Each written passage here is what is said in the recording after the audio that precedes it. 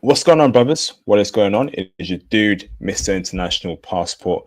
We are here for yet another classic live stream. Okay. First and foremost, can you press a one in the live stream chat if you can hear me loud and clear? Mayday, check 1 2, check 1 2. Who is here? Who is here? Okay.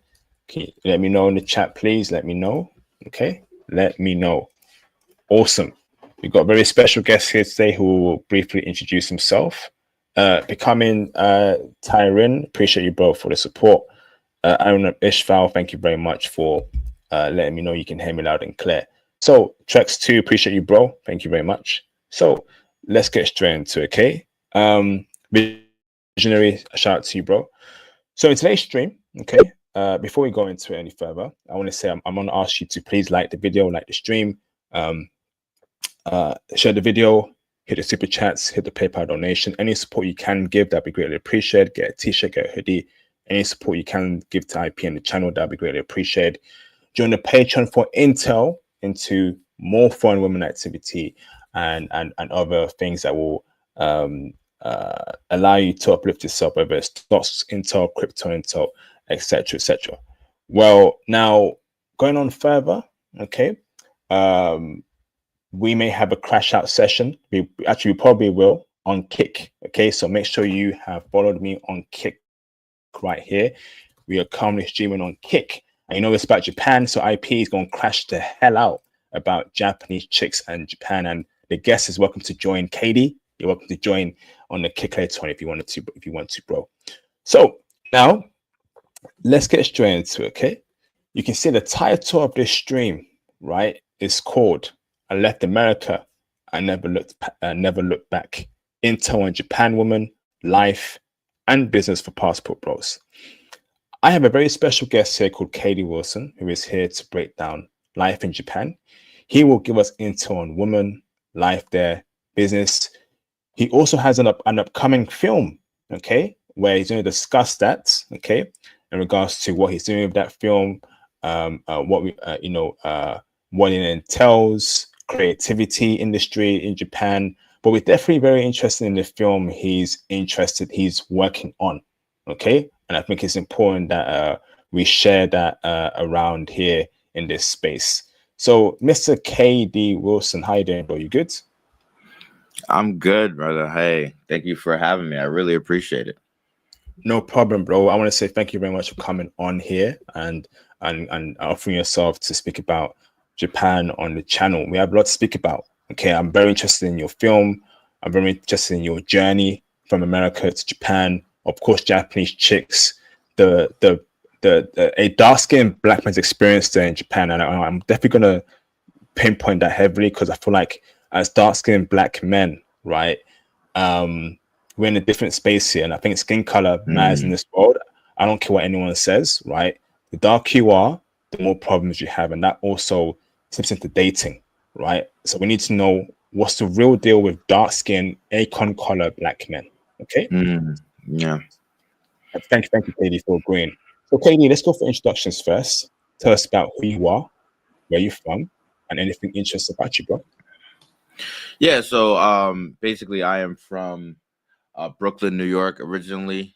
Grew up in Washington, D.C., went to school in Virginia. And then after that, I had I got a couple of jobs. And then the job market slowed up right after school. So applied to different jobs in America, couldn't find none, and started applying to different countries. And then I applied to a job in West Africa. I applied to a job in Sweden, and I applied to a job in Japan. Japan contacted me first, literally that week.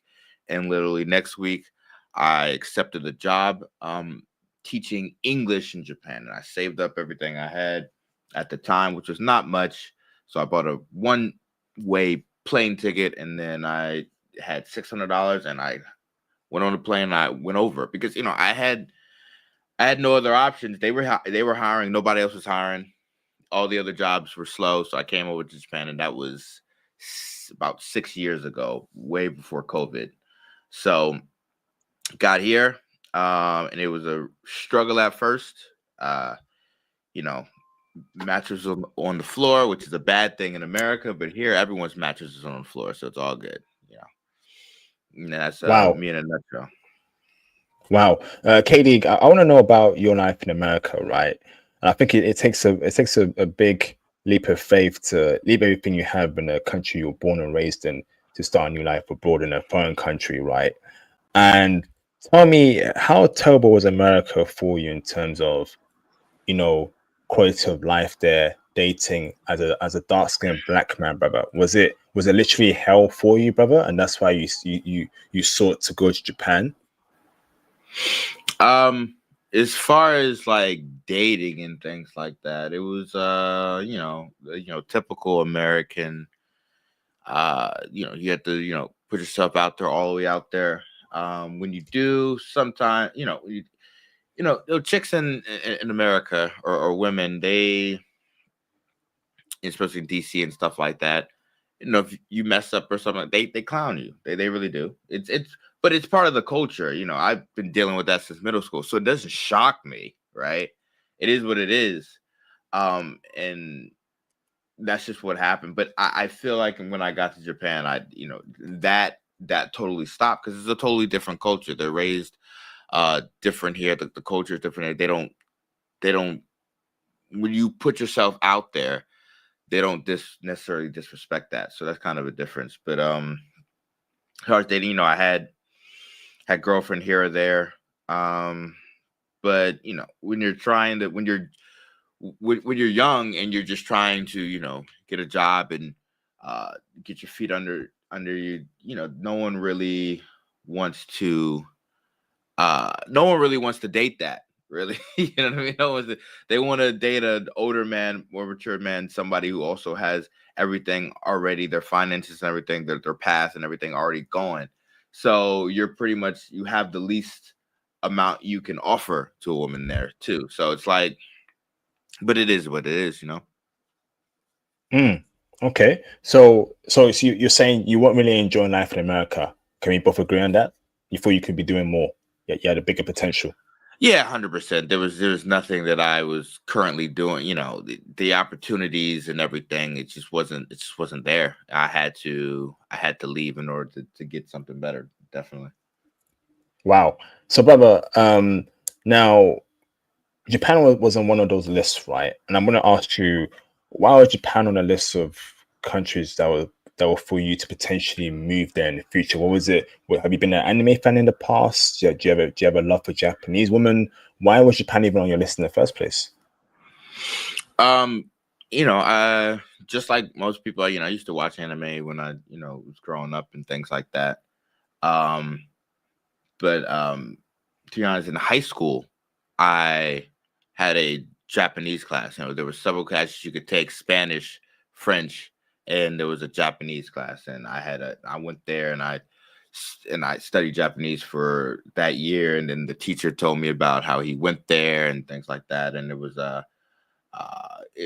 cool. I thought it was cool at the time. He was showing me pictures and things like that. And I had on my destination. And one year I actually traveled to Japan to shoot a music video for somebody here. And that was in Osaka, like in 2016 or something like that. So I already came here and I already saw what it was like, and I was just like, oh, this is cool. You know what I mean? I can see myself probably like coming here. And that was like kind of my first experience. And then from there I was like, oh, I wouldn't mind moving there. I wouldn't mind applying to a job there. And that's kind of where how I got. Awesome, bro. Awesome. So now, Katie, right? So you found yourself in Tokyo, Japan, right?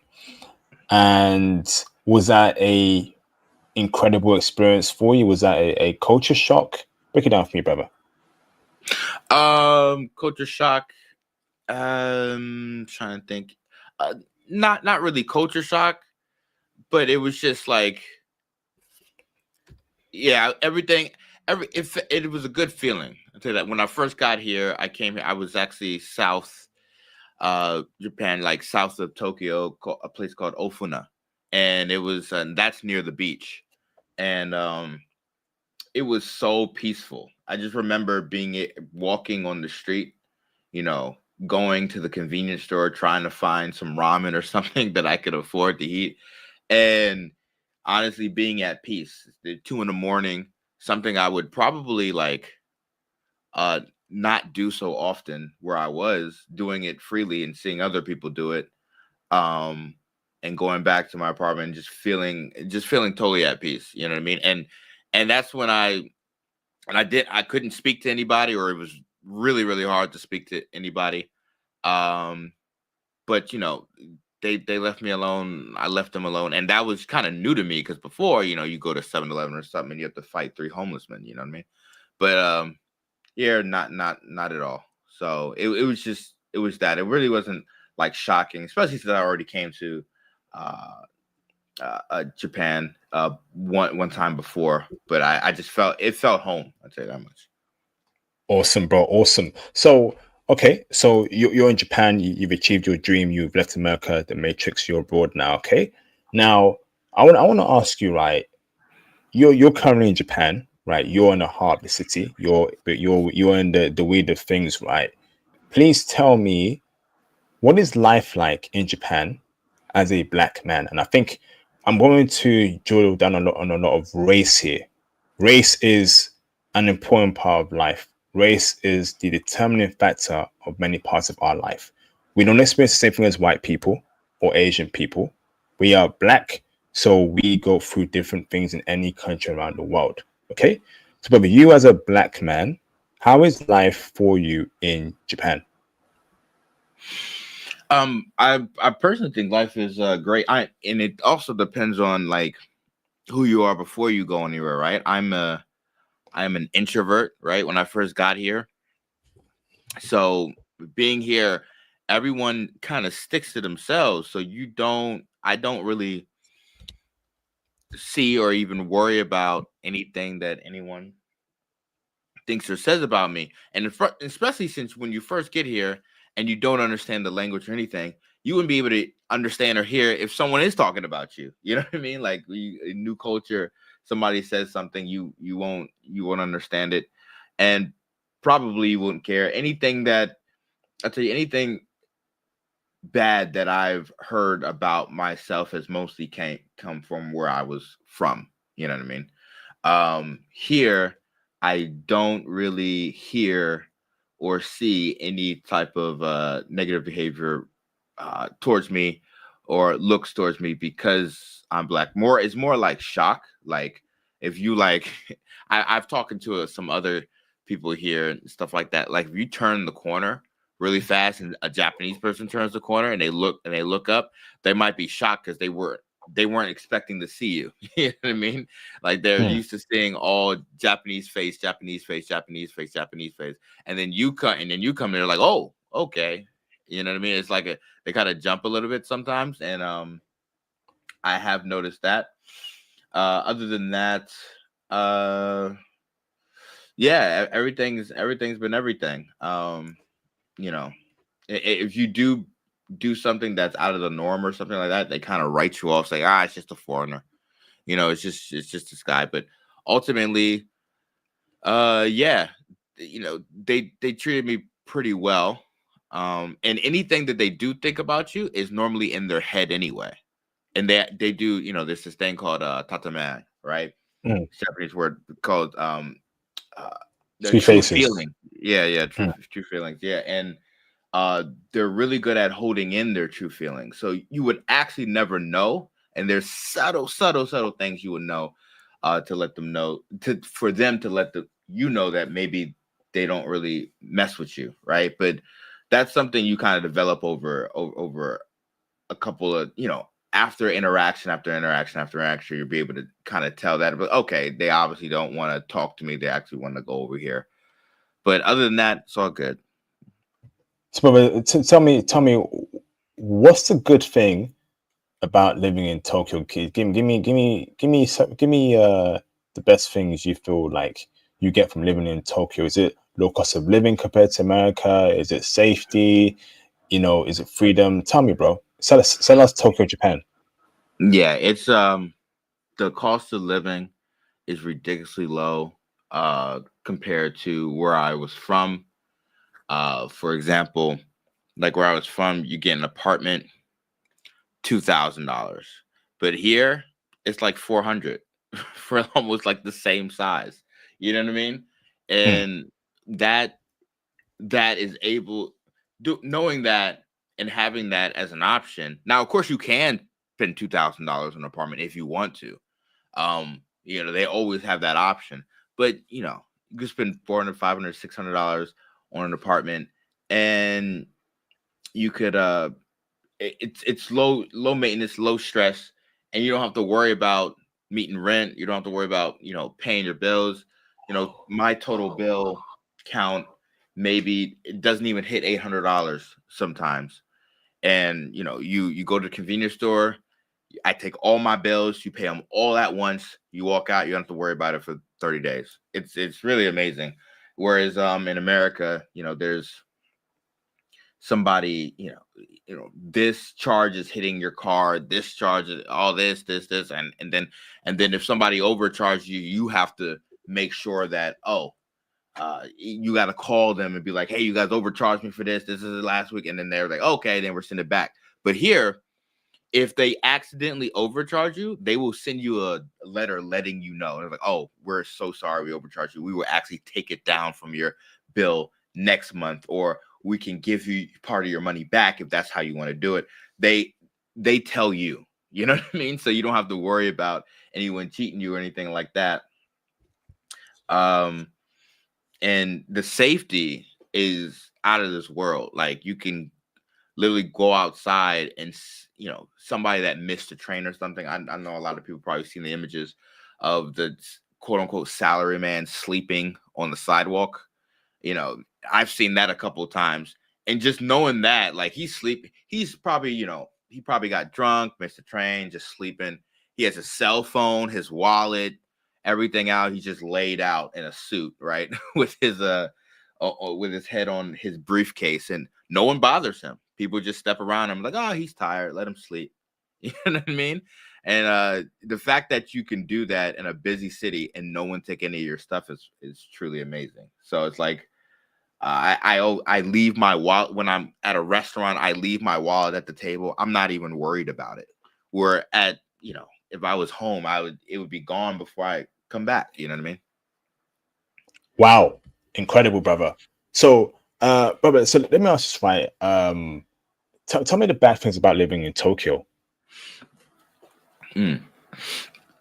Bad things about living in Tokyo. I think now, like when I first got here, it wasn't so much the case, but now they've opened Japan up to a lot more tourism, because it brings in a lot of money, a whole lot of money for Japan, and Japan really needs that with the current economic system. So businesses boom because of that, but also because of that, almost if you go to the heart of Tokyo right now, it kind of looks more like New York than Japan, with the ratio of people. So it's like people from everywhere there, and you won't necessarily get that too much. Well, if you're first coming here, you get the experience, but you won't get the same experience I did when I first came. And now it's like, before it was like almost like less than 1 million foreigners were here. Now it's way over that number, right? So the busyness and that, and I would say the if you're late for an appointment for anything, you get pretty much scolded for that. That's a super no. They don't mess with you coming to anything late. Job interviews, work, everything. Like appointments, doctor's appointments, it doesn't even matter. Like, your doctor will look at you very angrily if you come in late or something like that. I mean, I had an appointment for my dentist. So that's one thing you got to really keep up on. Now, it does happen and stuff like that, but you make sure you leave super early for that. Anything else that is a really big issue? Not that I can think of currently. Maybe a little bit later, but those are the things.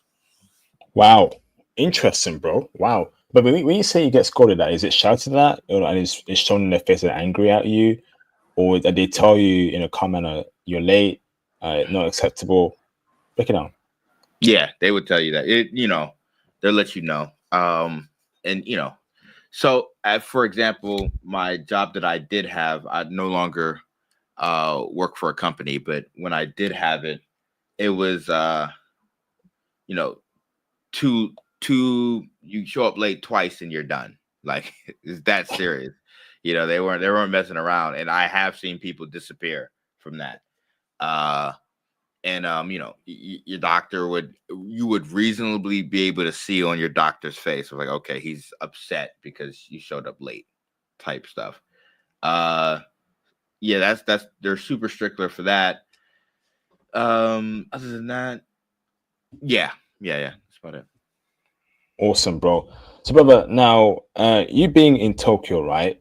Tell me about the culture there right now. Is it a conservative culture? Is it a liberal culture? Is it a mixture of both? Break it down for me with culture wise in Tokyo. In Tokyo, I think yeah, I think it's a mixture of both, because there's some things that would consider conservative here, but then also uh, they're becoming more and more liberal with some of the things that you do, or some of the things you notice that they're starting to do. Like, for example, when I first got here, tattoos were illegal. Like you couldn't really do anything like that. I mean, foreigners show up with tattoos, okay, that's a foreigner, right? But if you had tattoos and you tried to go to one of the bathhouses or something, even if it was like with your girl or something like that, they wouldn't allow you to do that. Um, if you go into some of the restaurants with tattoos, they wouldn't allow you to do that. It was very, very formal, very proper.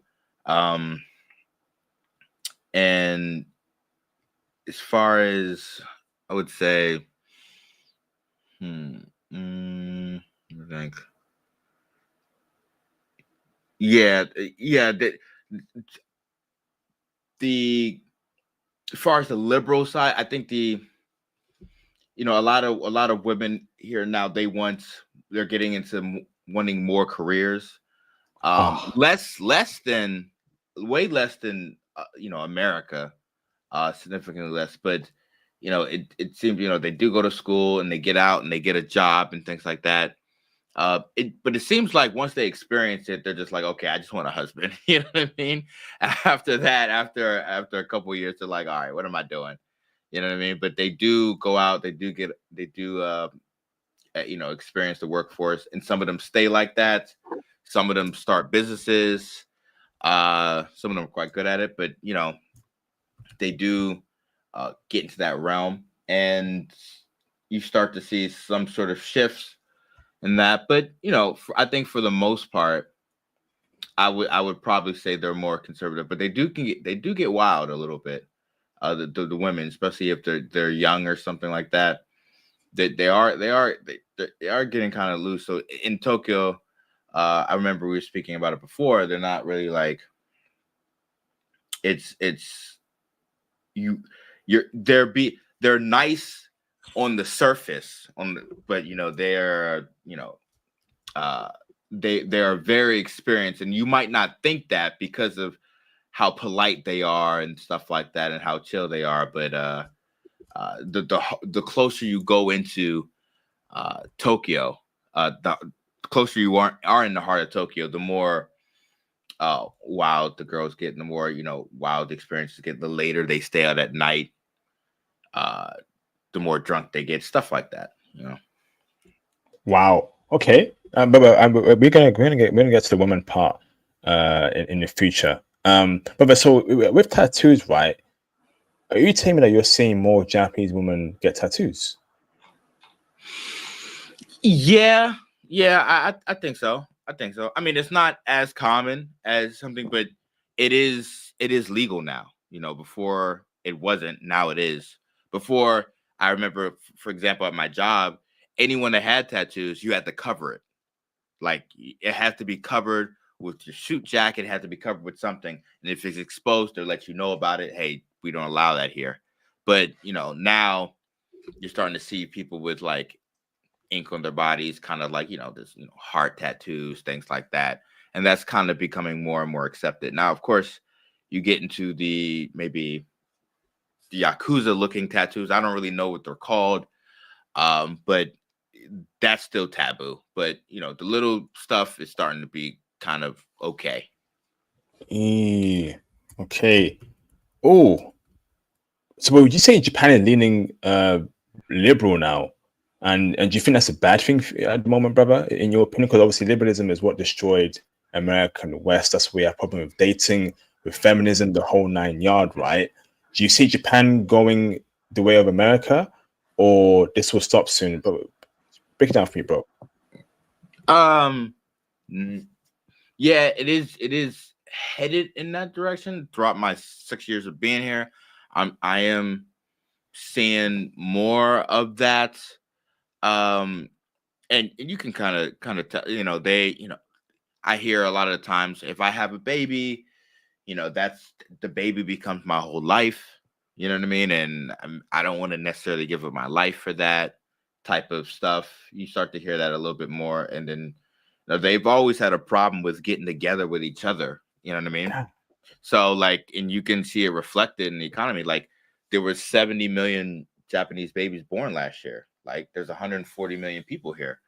That like it literally cuts their population in half in 18 years. I mean, like in half. Like it's very bad. So it's reflected in the choices that they choose.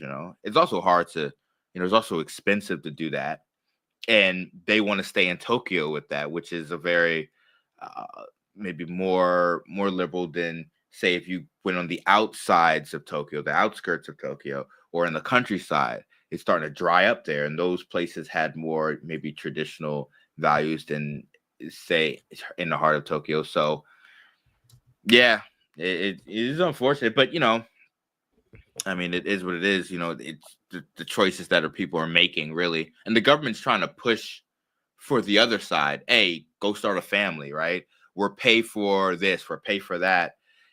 But people aren't making those choices. It's not enough money for them to make those choices, so they're choosing to be alone. Wow. But what about racism, brother? Have you experienced that in Japan? Like N-words said towards you by foreigners or Japanese people? No one. The N word hasn't flown, but I'm 6 feet tall. Like I see more intimidation than I do racism here. You know what I mean? Like that I have.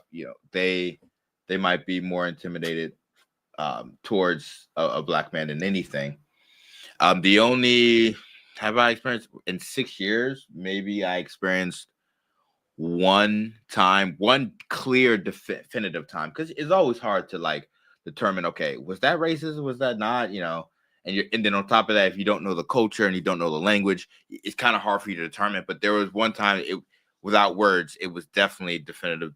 I sat next to this older woman, and she did not want to sit next to me.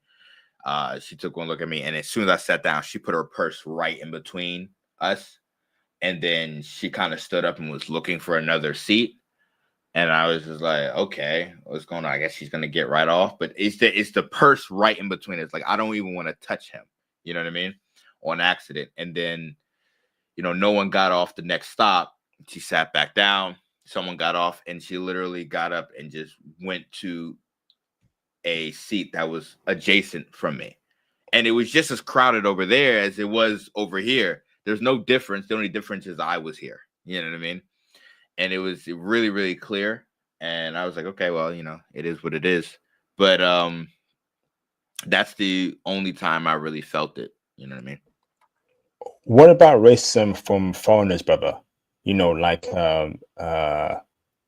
English people, Argentinian, Spanish people who are not from Japan. Have you had that before? Do you see how they treat you? No. No. I wouldn't be.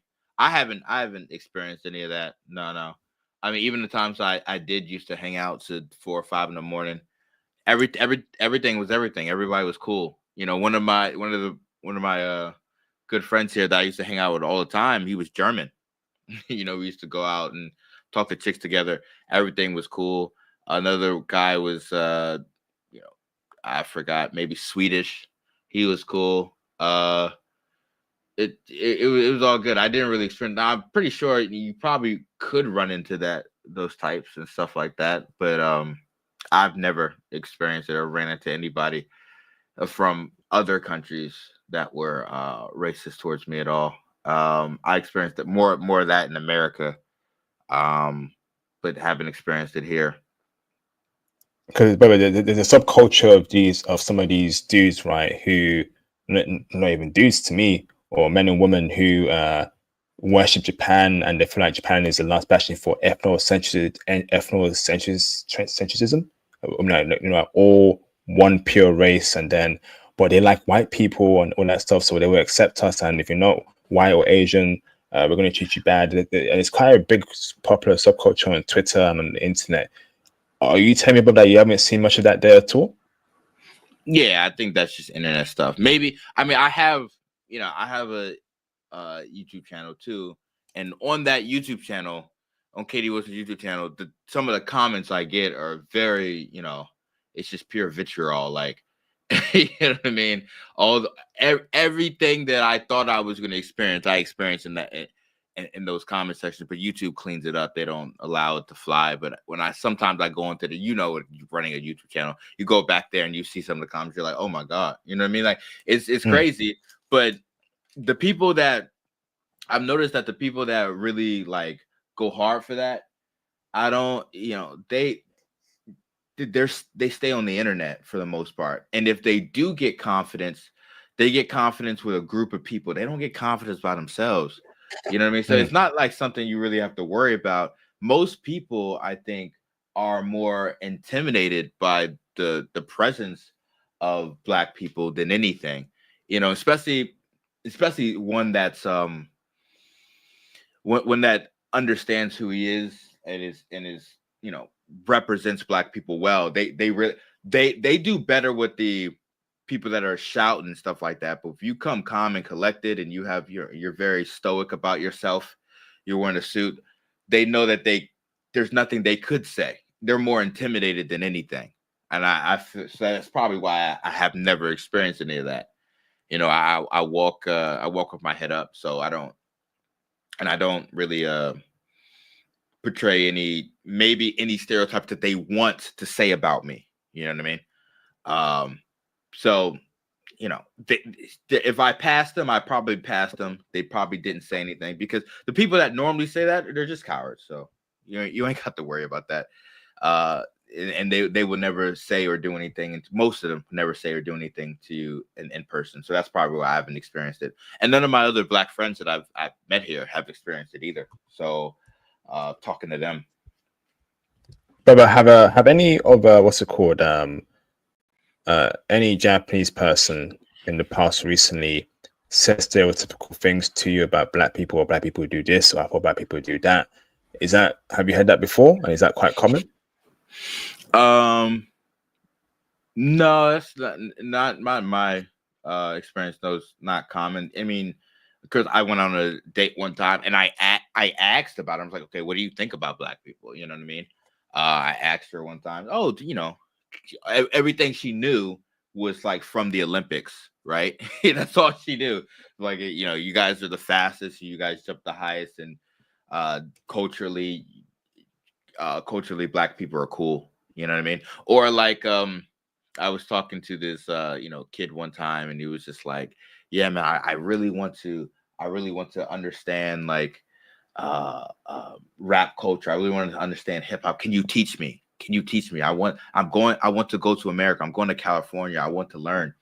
And it seems more of a like interest of about us, and the thing, and also ignorance too, because they're literally over here on an island. They don't know anything but what they see on TV, and they might see Jay-Z, or they might see Barack Obama. So that's their image of it. Or they might see the Olympics, biggest sporting event in the world, and that's their image. You know what I mean? They don't really see the daily grind, the daily things or anything. They have no idea about any murder rate anywhere. They don't understand that. You know what I mean? They don't even know that slavery in America happened. They have no idea. So you tell them, it's like, oh, really? I didn't know that. You know what I mean?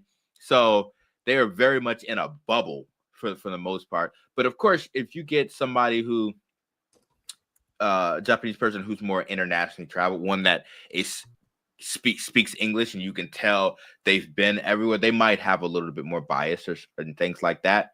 But as far as the Japanese person who was born and raised in Japan, they don't even know, you know. Awesome. So, Baba, I just got a few more questions, and we're going to go into your film business, making money there, and then we'll top off with which would be a long topic: Japanese women and dating. That I think that's the one where it's very important for us. So, Baba, next one for you, right? So, Baba, have you ever partied in Tokyo in rap clubs?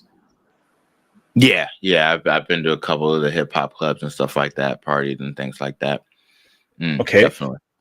But when you know, in these rap clubs, right? Unfortunately, the N-word isn't censored. Are Japanese people and foreign people saying the N-word in these clubs in the song? You know, I really didn't think about that. Maybe. I mean, it's been a while since I've been in a hip hop club, but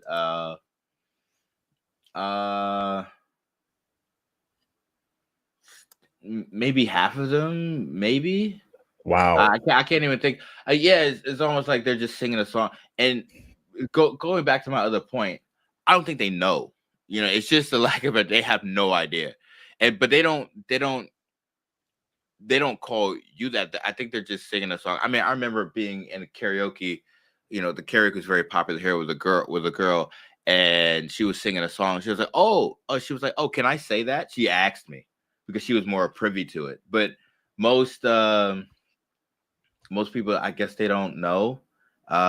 Maybe the people in hip hop, super into hip hop, understands Western culture, and they won't really say it like that to you. But you know, if you go to, you know, any of the rapper concerts and stuff, they do come to Japan.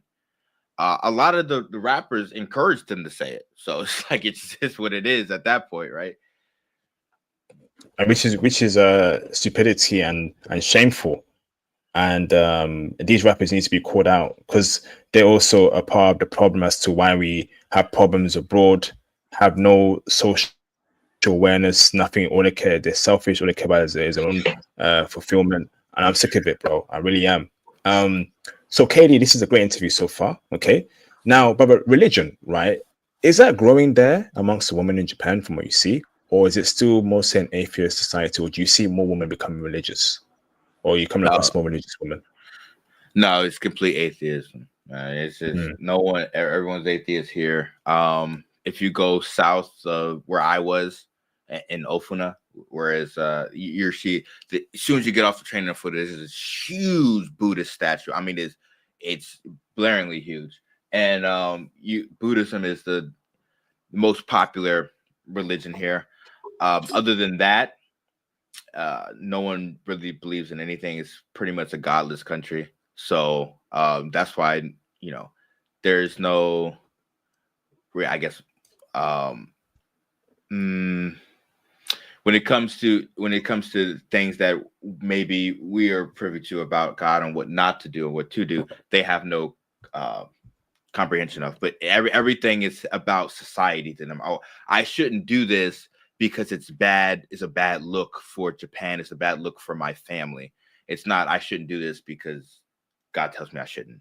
You know what I mean? So, which I notice, you know, allows them to do it as long as they don't get caught, type stuff. You know, okay, I can go here with this man or something because you know what, none of my coworkers are gonna know. You know, whereas you know other places I can't go here because God will know. He would always know. You know, so. So, brother, I'm gonna keep it coded, right? You know, the rainbow stuff. You know what I'm referring to? Rainbow stuff. Yeah, rainbow stuff. Yeah, I'm gonna keep it coded, right? I hope not. But is that kind of stuff? Are you seeing that everywhere in Tokyo? Is that growing in Tokyo? Are they trying to push that agenda in Tokyo? Are you seeing people on that rainbow time? I hope not. There's I forgot what street it is, but there is a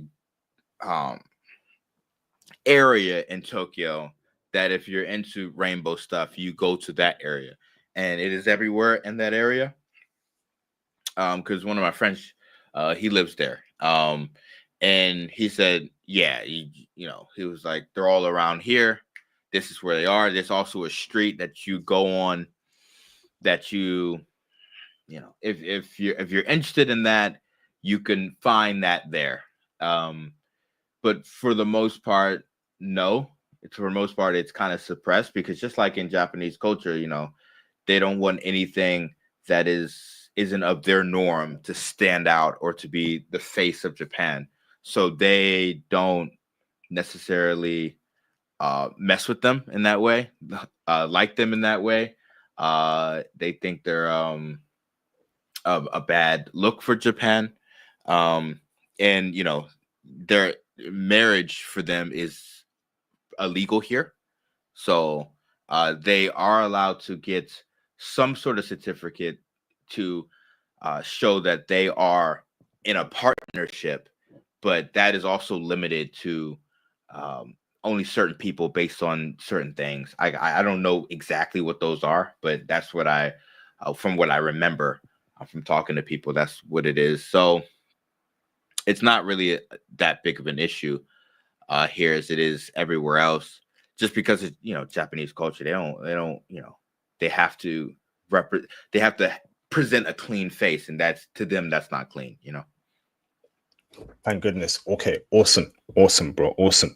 So the woman part is going to be a long segment here, okay? And I think we have to talk about your film, business, creativity in Japan. So, but I want to share my screen, right? Okay, and I want to bring up the film you're working on. And I'm going to post links to it throughout the stream. I want you to explain to us, right? Hold on, let me bring up the link over here. Okay, I want you to explain to us what is it. Do you mind if I share my screen on the link? Yeah, right? Sure. Thank you, bro. So, brother, so our guest here, right, is working on share screen. He's working on a project, okay, and I would like for you, bro, to tell us what this project is. Fire away, bro. Yeah, sure. I about 3 months ago, I had the opportunity to oh yeah, this is the previous one. You want to go to wait. Oh, maybe. Is this the one? Is this the Oh, one? this is it. This is it. Never mind. This is it. Yeah, I'm trying. Okay. Yeah. Yeah, this is the. So 3 months ago, I had the opportunity of re-signing with my job, and I had thought about doing it. And I was like, I really want to be an entrepreneur. You know what I mean? That's the thing I really wanted to do, and I decided not to do that and pursue being a full-time filmmaker here. I had worked on some music videos, worked on some things, and it really it's really what my passion is. And I was just like, okay, if I'm passionate at it, I can do it full time. So I had, I took my savings, took everything, and I packed up my previous job and I went full time on this. And this is a film that I had put together with some friends in Tokyo. And, I have some, great actors in it, some people that, had done some stuff on Netflix, when City Hunter, and has been on like has acted in Attack on Titans live action film, and we just got together and I had my idea of making this movie about a parasite that lives on this man's face, very Japanese in that respect. And I put out a film trailer to kind of represent what I did in it, on a 0 subscriber YouTube channel. It blew up and got like 66K views in like a month. And I was like, okay, I'm gonna make this real. So then, I put up this Kickstarter, and the support has been really, really amazing.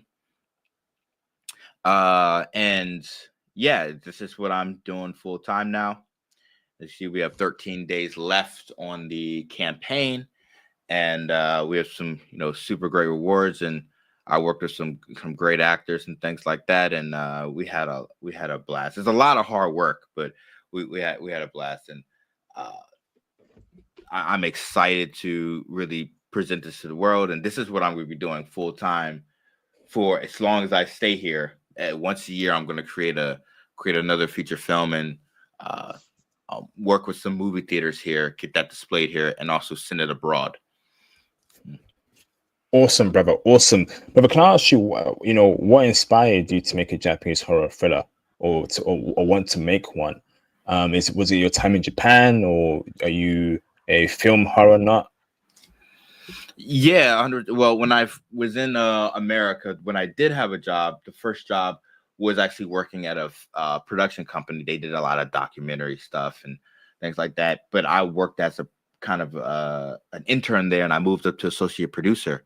And it was when you're working on something in life, everything feels like a job, but some things don't feel like a job, and time flies.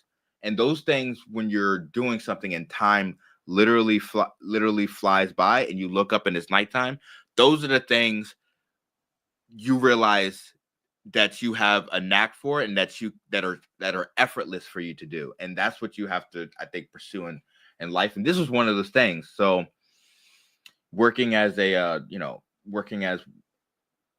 film producer kind of in America is something I really like. So when I came here, I was like, I want to do this full time. I'm gonna find out how to do this full time. And I met a lot of people working for free on sets and things like that, and we got together, and I hustled, and it didn't feel like work, even though I was sweating every day and doing most of the work myself, it didn't feel like work.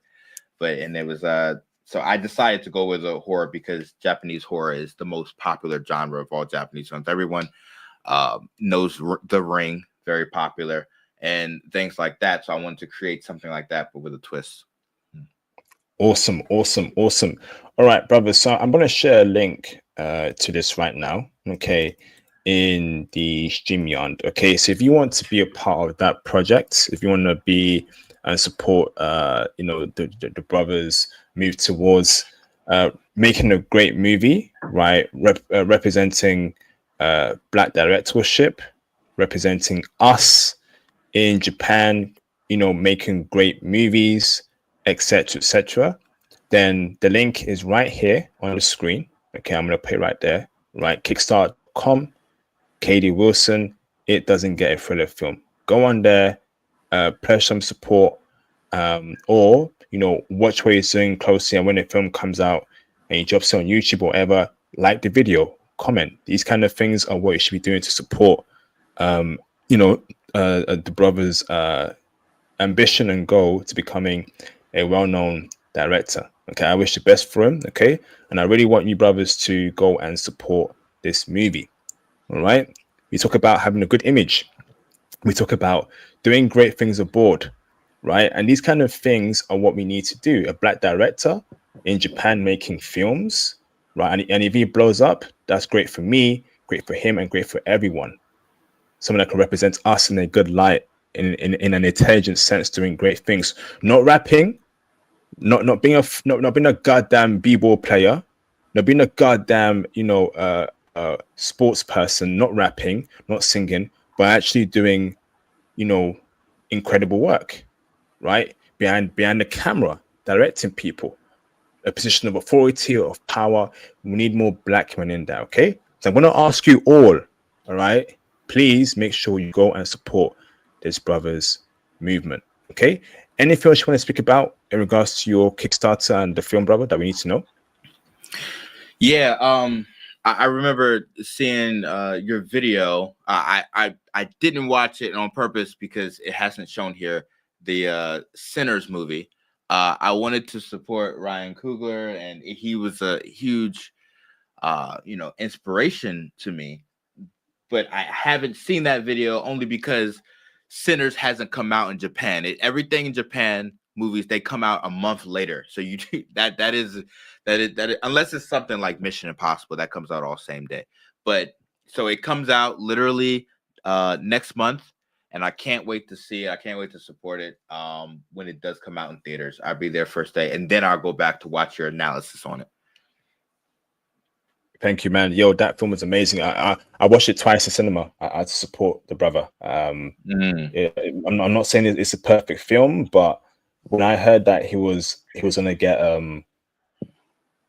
back end stuff, I'm like, yeah, okay, yeah, this is awesome. So my money's going to a black man's pocket, and not these execs, these white execs and non-black execs who don't give a damn about us. So I watched it twice, and I know that my money's going towards him directly, and I'm happy about that. So great movie. Happy to support, and we need more of that all around the world. Awesome, man. This is great. This is great, brother. So I want you all to go and support that Kickstarter project. If you can't support financially, that's cool. Make sure when it comes out, like the video, share around with your friends, because I think word of mouth, right? The reason why Sinners did very well is because of word of mouth. I told my friends about it. I did a stream about it, and I'm sure that inspired people to go and watch it. So when Katie Wilson's film come out, I'm going to ask Katie to come on the channel again in the future. When is your film dropping? It's October. Okay, awesome, bro, awesome. So maybe if you want to come on the channel again in the future, bro, we can talk about how you made the film in Japan, etc., and I'm sure that will get more eyes on it. So let me know, brother, if you want to tap on in the future, and I'll have a stop for you. Okay. Awesome. Thank you. Appreciate it. No problem, Katie. No problem. So, okay, Katie. Okay.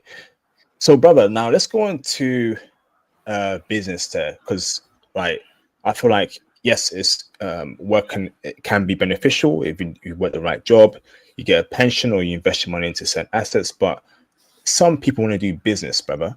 So, brother, how is it like doing business in Japan, making money in Japan? Is it easy to make money there in Japan? Do business there in Japan? As far as business, if you wanted to be like an entrepreneur, I think they do accept you a little bit more.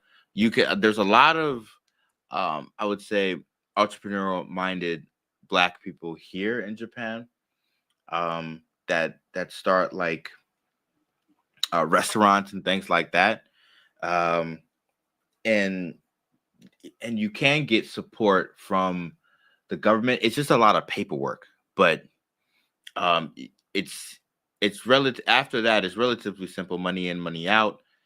I think it's easier to get a job and work and be a cog in the system here than it is to start a business here or go out on your own. I do believe that. I do see that. But as far as starting a business, freelance, and things like that, and it also depends on if you're coming here, what visa you get. If you get the engineering activities visa, then it's harder for you to start a business and stuff like that. You have to get a visa outside of that. What I am transitioning now to is an artist visa, which allows you to work here as an artist as long as you've proven that you can make money with your art. But yeah, when most people, when they get here, they have one that just really just allows them to teach English.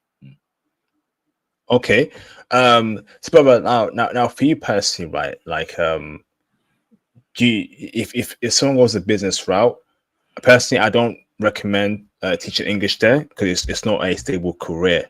It's not something that you can be thinking about when you're 50, 60. You need to be in a career, and English teaching is not a career. Okay, you have to be doing things like IT, right? Medicine, law, right? Finance. These are the things that are careers and build wealth over time. We as Black men are in a very disadvantaged position. We can't be doing these jobs. Yeah, it's cool, maybe it's temporary, whatever, but tech, right? Law, finance, medicine, these are eventually high-paying careers, okay, that when you have that skill set, no one can take it away from you. There's many companies that need these kind of skill sets. With English teaching, you're pigeonholed, right? Which is why we push tech on this channel, right? And if tech is in your thing, look into finance, look into medicine, right? Look into high-paying career fields, literally, right? We as Black men need to be doing these kind of fields, Okay, because they build wealth over time. They give you a good salary, pension, money to invest in, etc., etc. Not English teaching. So if you don't want to do that, business is the way forward. I'm going to ask you, brother, right? Do you see Black people making big money with their businesses in Japan? Making big money in the business. No, to be honest, I don't. I mean, I see Black businesses here that are doing well, but it depends on what big money. Uh, what you think big money is, but there are definitely businesses here that I see in Japan. Most of them are restaurants, but everyone starts restaurants here. Other than that, the biggest, probably most inspirational example that I had of a Black man doing business here was a man I met here when I first came to Japan. Literally the second week, I contacted him online. He used to run a company called Bento Labs, and Bento Labs was a production company, and he was the owner of it. And they did, commercials, Nike commercials, Reebok commercials, anything that production wanted to come in Japan, and they wanted a kind of a smooth transition. They contacted him. He ran a team. I think he had like close to 10 or 15 or 20 employees. So a Black brother, and he had a commercial with Steph Curry when he came here. He was really, really big in the scene, and he really made it. I think. And he since sold the company and moved to California and is working in the film industry there. But that is one example of someone who got here, and he literally got here. He started working on film sets. He met some Japanese investors. They liked him. He liked them. They started a business together, 50-50 partnership, as far as I know. And he ran the company and operations and day to day. And it was really amazing to see. I went to his office. He showed me around. He really kind of mentored me for like my first 6 months here, telling me exactly what what to watch out for, things like that. It was very inspirational. Wow, incredible, incredible. Okay, but I'm thinking. I feel like in Tokyo, right? If you're making, let's say, 5K USD dollars per month, right? That is big money. Would you say so, brother, in Tokyo? Yeah, because with the exchange rate, 100%, your money goes 30 to sometimes 40% longer, but mostly average 30 to 35% longer. So if you're doing that, you could probably afford a pretty nice place in Ginza, which is, one of the high profile places. 100, or Futaka Tamagawa is another high profile place. And if you're making that amount of money, you can afford an apartment or something there. Or what I suggest, honestly, is just to buy a house. I mean, there are houses on the outskirts of Tokyo that you can buy. Now, being a foreigner, you do have to buy it outright, though. But you just, work, you just get an apartment that's cheaper, and you just save up over time. Within a year, you can have a house. 100%. I've seen people do it. Wow, wow. So that's around 50. So 50,000 USD a year is around 20 million yen. And I feel like if you can make 20 million yen with your business in Japan every year, I think you're living good. So is it possible with a business to make 20 million yen a year? Yeah, 100%. But I see a lot of things. I see people that come here that run businesses back home or wherever home is for them, and they take the money from home and they transfer it in here, and they have a special visa. They pay their taxes and stuff like that. Um, but that's what I've seen. I was talking to another gentleman. He has uh, he has a school, like a English teaching school in America, and he runs it from Japan, and he makes enough to where he's able to chill here and just do whatever. So I see a lot of people doing that, because sometimes the to run a business here, there's a lot of paperwork, and it's all in Japanese, and you really got to know your stuff. So a lot of people, they run businesses outside of Japan and they bring the money here. Awesome, bro. Awesome. But do you plan on buying your house yourself, or do you already have a house in Japan you own? No, I don't have a house here. I was planning on possibly buying a house here. I've seen some houses here. You can get but it, I'm looking at certain locations and stuff like that. Like most of the houses you can get here anywhere between $5,000 to $40,000 outright buying and stuff like that. They do come with some issues and stuff like that, but you can buy the ones that are perfect condition and things like that. Maybe 25 to like 55,000. But the biggest thing about it is location, right? Like, where is the house? Is it going to be in the middle of the countryside? Do you like that? It's not going. You're not. It's no city. There's no atmosphere there, right? Except, I mean, it's beautiful. Don't get me wrong. You're surrounded by nothing but beauty, and then your neighbors are a quarter of a mile away, and then there's a local bar and things like that. It's very if I always tell people, if you've seen any anime where they're moving pails of water and stuff like that, that's what it's like in the countryside. It's beautiful. But I think a lot of people, when they want to move here, they want to move Tokyo, Osaka, down south, Yokosuka, or up north near the other base. You know what I mean? They don't, or Wakayama, that's close to the city too. They don't want to live anywhere in the middle. Maybe Nagoya and stuff like that. Nagoya is another popular city. It's probably like the next big population of people here in Japan, but most people don't want to live in the middle. So the closer you are, the more you're going to pay. Then you're looking at 70,000, 80,000, 100,000, which is still nothing compared to America. I did a video comparing America real estate to Japan real estate, and it's not even close. You know what I mean? Like, California is ridiculous, but that same house here costs $20K. So. Awesome, bro. Awesome. So, brother, now, brothers, once again, okay, go and check out the film the brothers working on.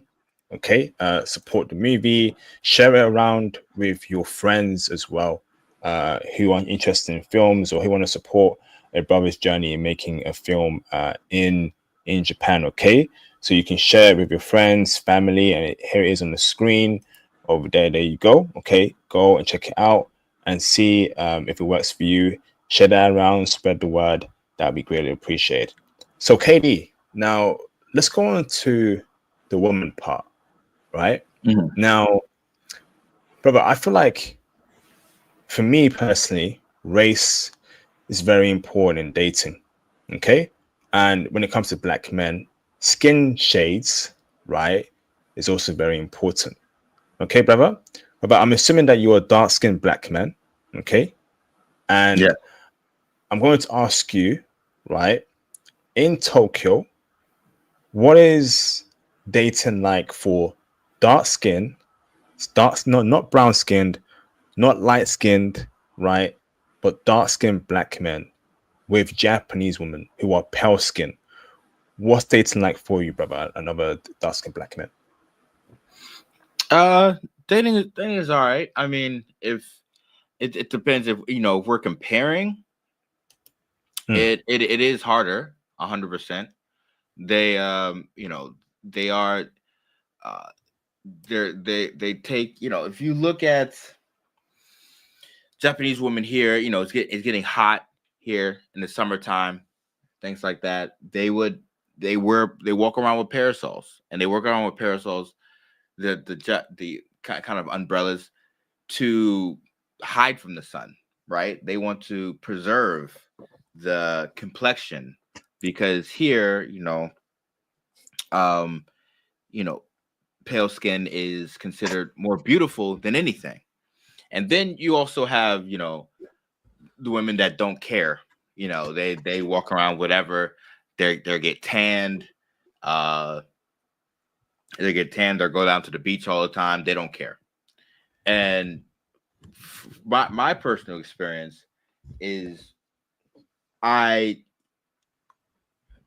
kind of don't like to look at what other guys do, because that kind of throws you off. But you have no, you do, especially when you're talking and gaming with other guys. They do like, white guys more, than significantly more than black guys.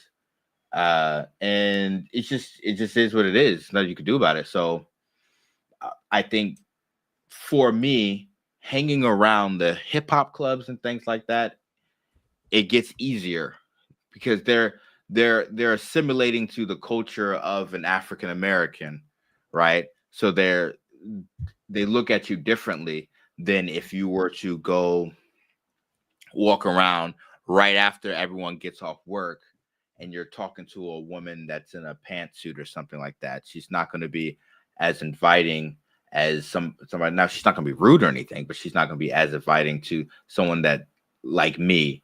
But that's I like that challenge. So it really depends.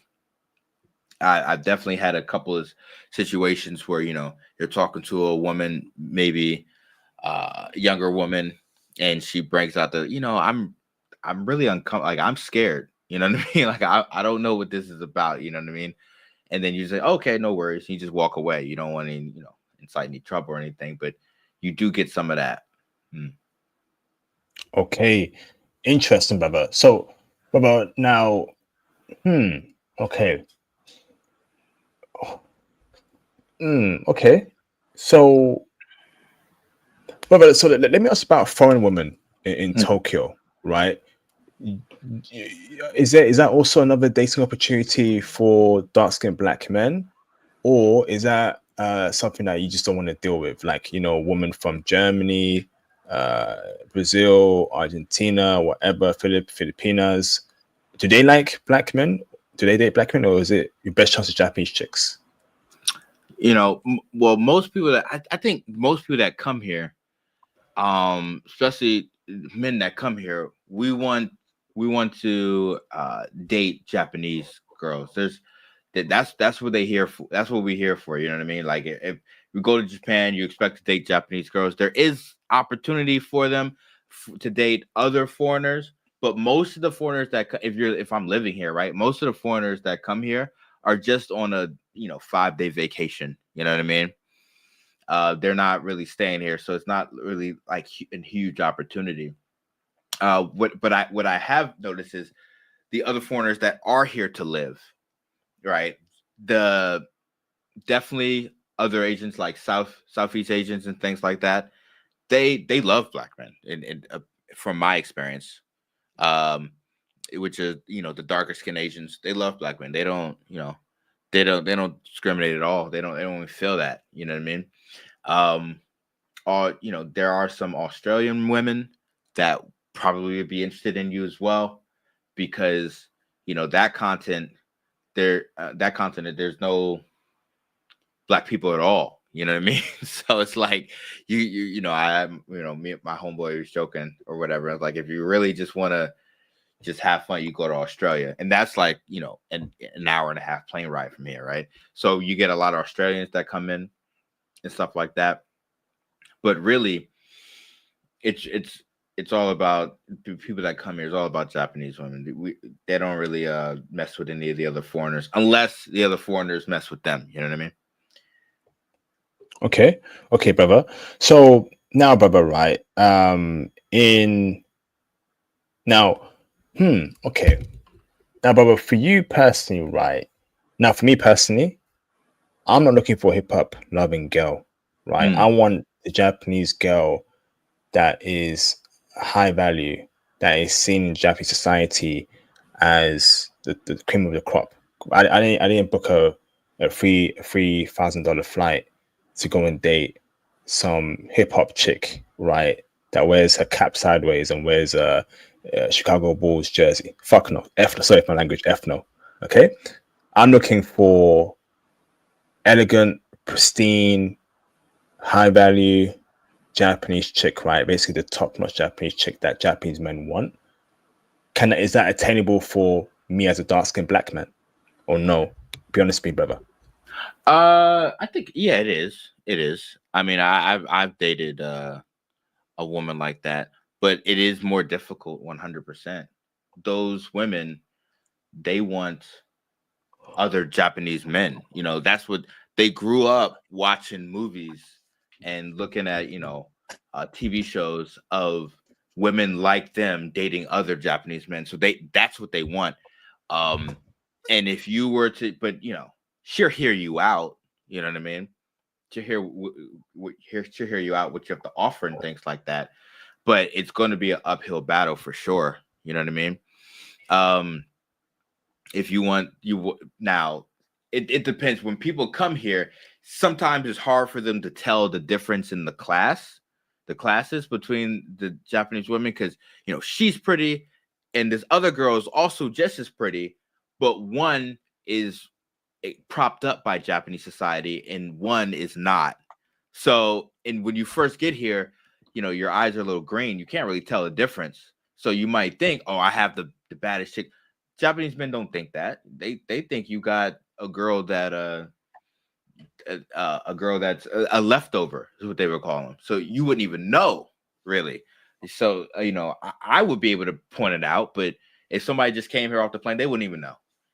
But the Japanese chick that they prop up, it is very difficult to, I would say, or more difficult to get that woman as a black man, because she's just not looking for you. She's not even looking for a foreigner. It's not even just about black men. She's not even looking for a white guy. She's looking for the Japanese guy of her dreams. And the girl that you probably might get probably got denied by the Japanese man of her dreams, and that's why she's open to everybody else. You know what I mean? So it's like it's a little hard. It's a little hard to tell the difference, but yeah, that's how it works. Wow. But you mentioned leftover woman, right? And that's something that I've heard throughout the years, Christmas cake woman or something like that. Mhm. So, but in 2025, does that still apply? Leftover woman in 2025 in Tokyo, Japan. Yeah, 100%. It does, and you can see them. Normally, they're just once they get 29, 30, 31, they kind of give up on that dream lifestyle from the Japanese man that they want. Now they're still drop dead gorgeous to everybody else outside of Japan, but in Japan they're looked at as different. You know what I mean? So they might be open to a foreigner or something like that at that point, and they might get married to a foreigner or something like that. But I know from being here that wasn't their original plan. You know what I mean? If that was their original plan, they would have done it at 24, 25, not 31, 32. That's kind of how it works. So yeah, it really depends. The age will be able to kind of help you tell 100%.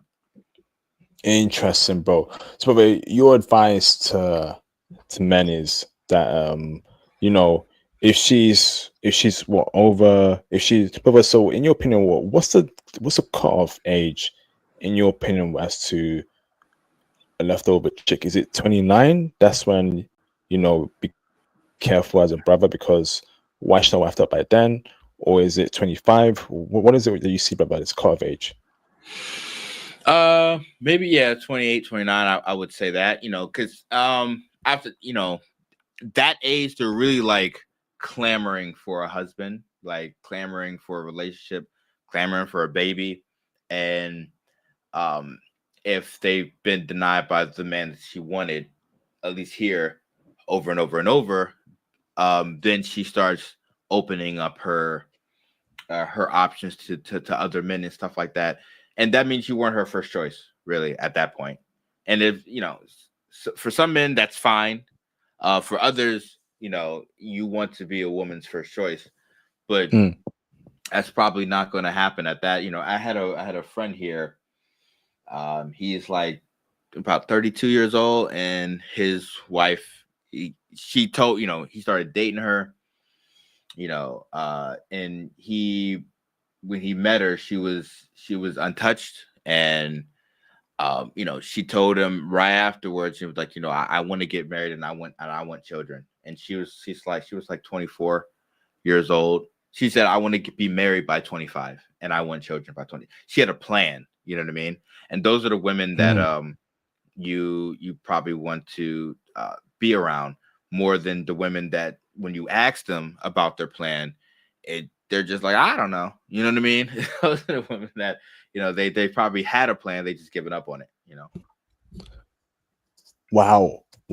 This is so he found an untouched chick, which is incredible. Very good, very good. Okay, no, this is good intel, brother. Good intel so far. So, brother, so she was 24, he was 32. That's amazing. Okay, so brother, age gap, right? You can be 10 years older than your Japanese chick. She can be 21, and you can be 32, 34. She can be 20, you can be 35. It's cool. Like unlike in the West where they go crazy over that. Yeah, it's actually preferred by a lot of women here, to be totally honest. Like I've seen 18, 19-year-old girls dating 38-year-old men. Like it's not like it just is what it is. You know what I mean? That's what I've seen. And I've seen that in my first job here. I was just like, what? I was confused. I was asking so many questions. You know what I mean? But that's kind of norm, you know. That's great. That's great. That's good to hear. Because let's be real, brother. Most men prefer younger women. Like if I'm 45, right? I'm a millionaire, right? Right. You got a brother who's in that level. He's gonna want a 22-year-old. Why would he date why would he date a 30-year-old woman or 45-year-old chick? In fact, if a brother's 30, right? He's gonna want a 21-year-old, a 20-year-old. I mean, you've worked that hard in your life. You put in work, right? You invested your money. You didn't spend it on tricking and on box and all that nonsense, right? You were grinding with your IT certs and all that stuff. You're gonna want a younger woman than you, bro. And I think most men, if they had the ability to do so, right, they would date 19, right, 20, 21, even if they're 35. And I'm all for that, bro. I think that's the best thing for both parties. I really do. It's been like that from the very beginning of civilization. It's only when these feminists started coming in, right, and spewing their nonsense, bro. And I got to my next question, brother, right? Feminism in Tokyo amongst Japanese chicks. Is that a problem in 2025?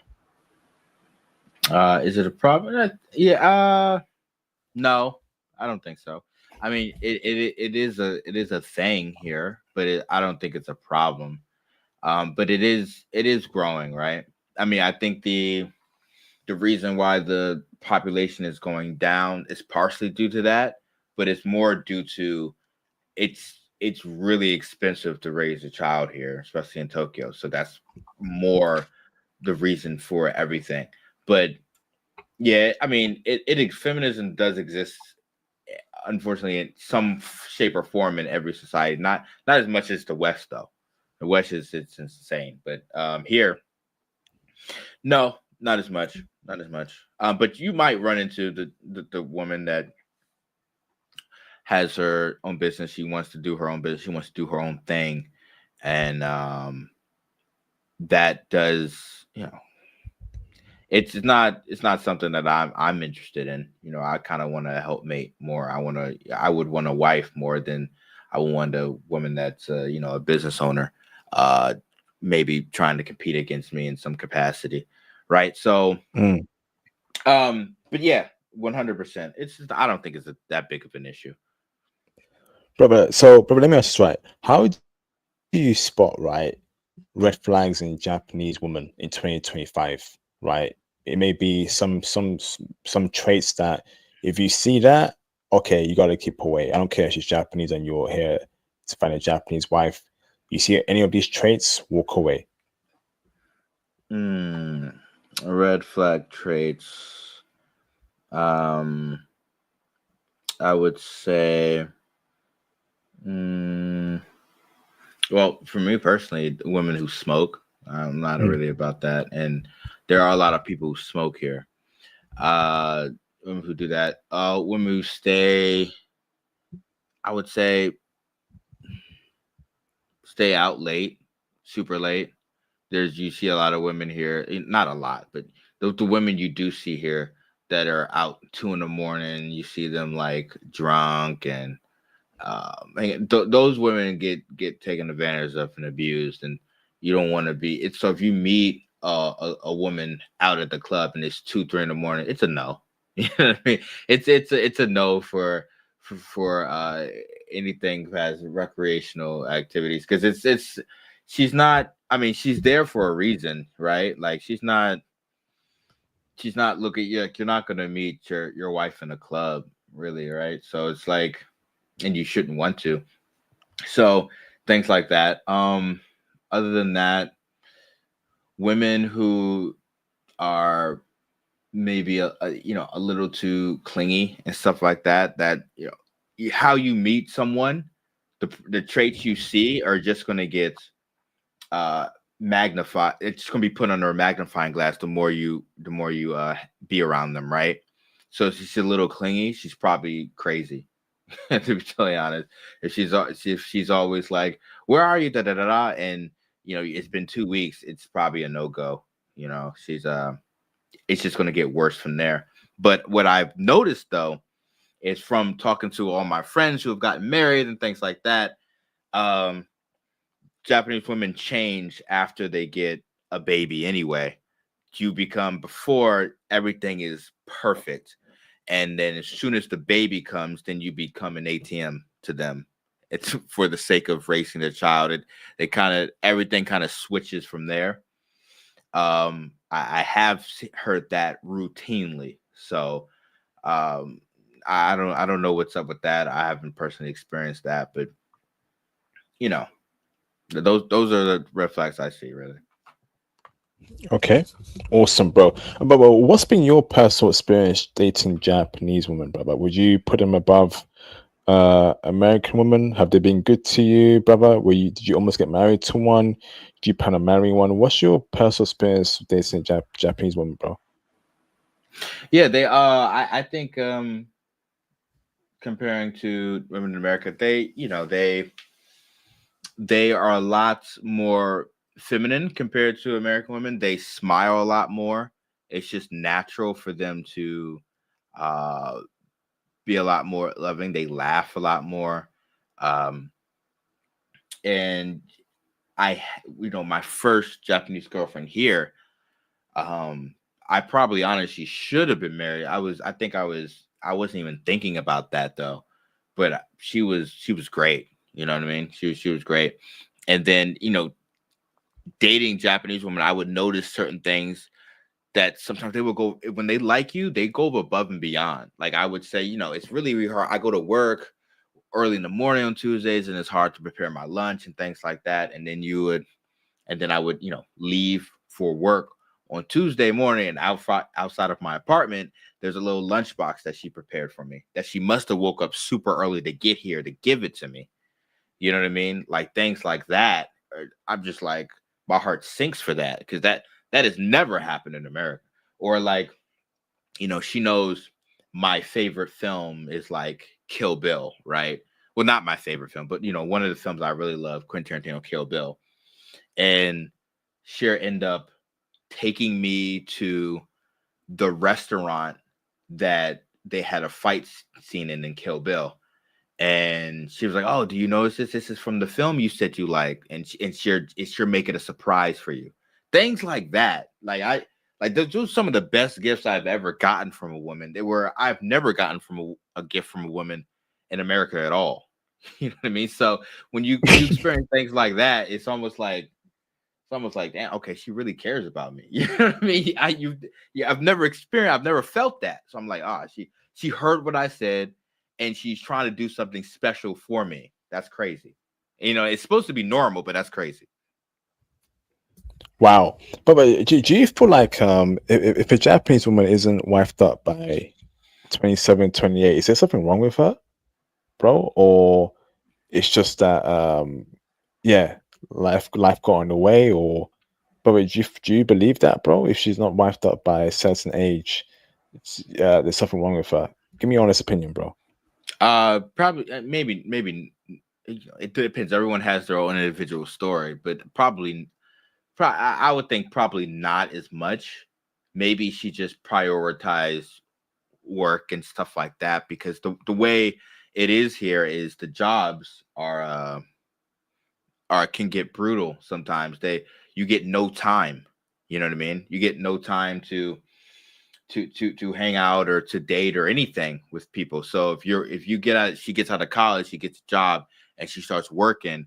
They're gonna work her. She's gonna leave at, instead of leaving at 5 like in America, she's gonna leave at 8, 9. Right? She's get home and she cooks really quickly. She eats something, she watches something, she goes to sleep, she wakes up, she does it all over. So that could, being in that rat race, it can kind of get monotonous. Um, and then at that point, she has no time to search because she has to earn a living so she can pay her rent. So she's just waiting for a kind of a man to approach her at that point. And if most men here, Japanese men, don't approach, you know what I mean? So it's like, she's feminine, she's not going to approach you. So, it really depends. I've seen circumstances like that, but I've also seen circumstances where she wants to be an entrepreneur, she wants to do that, and that's why. So you really got to feel it out. But it really depends on chick to chick, but the economy here and how culturally it's set up could stop people just from getting together in general. That's why I really advocate for talking to women on the street, picking up. Like I don't really like, personally, I don't really like Tinder or anything like that, Bumble or anything like that, because it's the first impression thing, and it has, you get no bearing on that. But if you approach a woman in the street here, at least she respects that. You know what I mean? So it's like those are how you find those women before it's kind of too late, because she is looking for somebody, regardless of what it seems like she's doing. Awesome, bro. Awesome intel so far. But let's talk about things I've heard from friends, right? Is that Japanese women take long to text back to you, even if you're dating her or it's clear she likes you. Is that something that you've experienced that? Yeah. Yeah, it depends on the girls, but yeah, 100%. I do think it takes longer, 100%, because sleep and then wake up. She might text you, but then she has X amount of meetings at work and stuff like that. And it's also hard to like get together. Okay, when are you free? Tuesday the 3rd. You're just like, what? You know what I mean? Why not next week? And it's like, because I got this, that, third. And it's not something. She's not trying to like skip out on you. She's dead serious. She has a lot of stuff that she has to do. And dude, but the good thing is she set a date because she's actually making time. You know what I mean? So it does get very busy here for a lot of them, especially the professional ones, that go to work with pantsuits and things like that. So, or the OLs as they call them, right? So yeah, 100%. It's not that big of a. That's why normally you get 2, 3, 4 girls numbers. You text them, you see which one's more available, and then you get to know them over time, and then you dwindle down from there. Okay. But do you feel like if a woman you feel she likes you, but it's taking a couple of days to get back to you, you should drop her or give her time? Because I've met brothers who it's very clear that the girl likes him. They've hung out. She's asking questions. She's smiling. Blah blah blah. And then they want to meet up again, but she takes time to get back to him. She will eventually plan like 3 days later, 4 days later. Is that normal in Japan? I would say if you've already been out on a date, maybe it's not as normal. Maybe she doesn't like you as much, because she will make time for you if she does.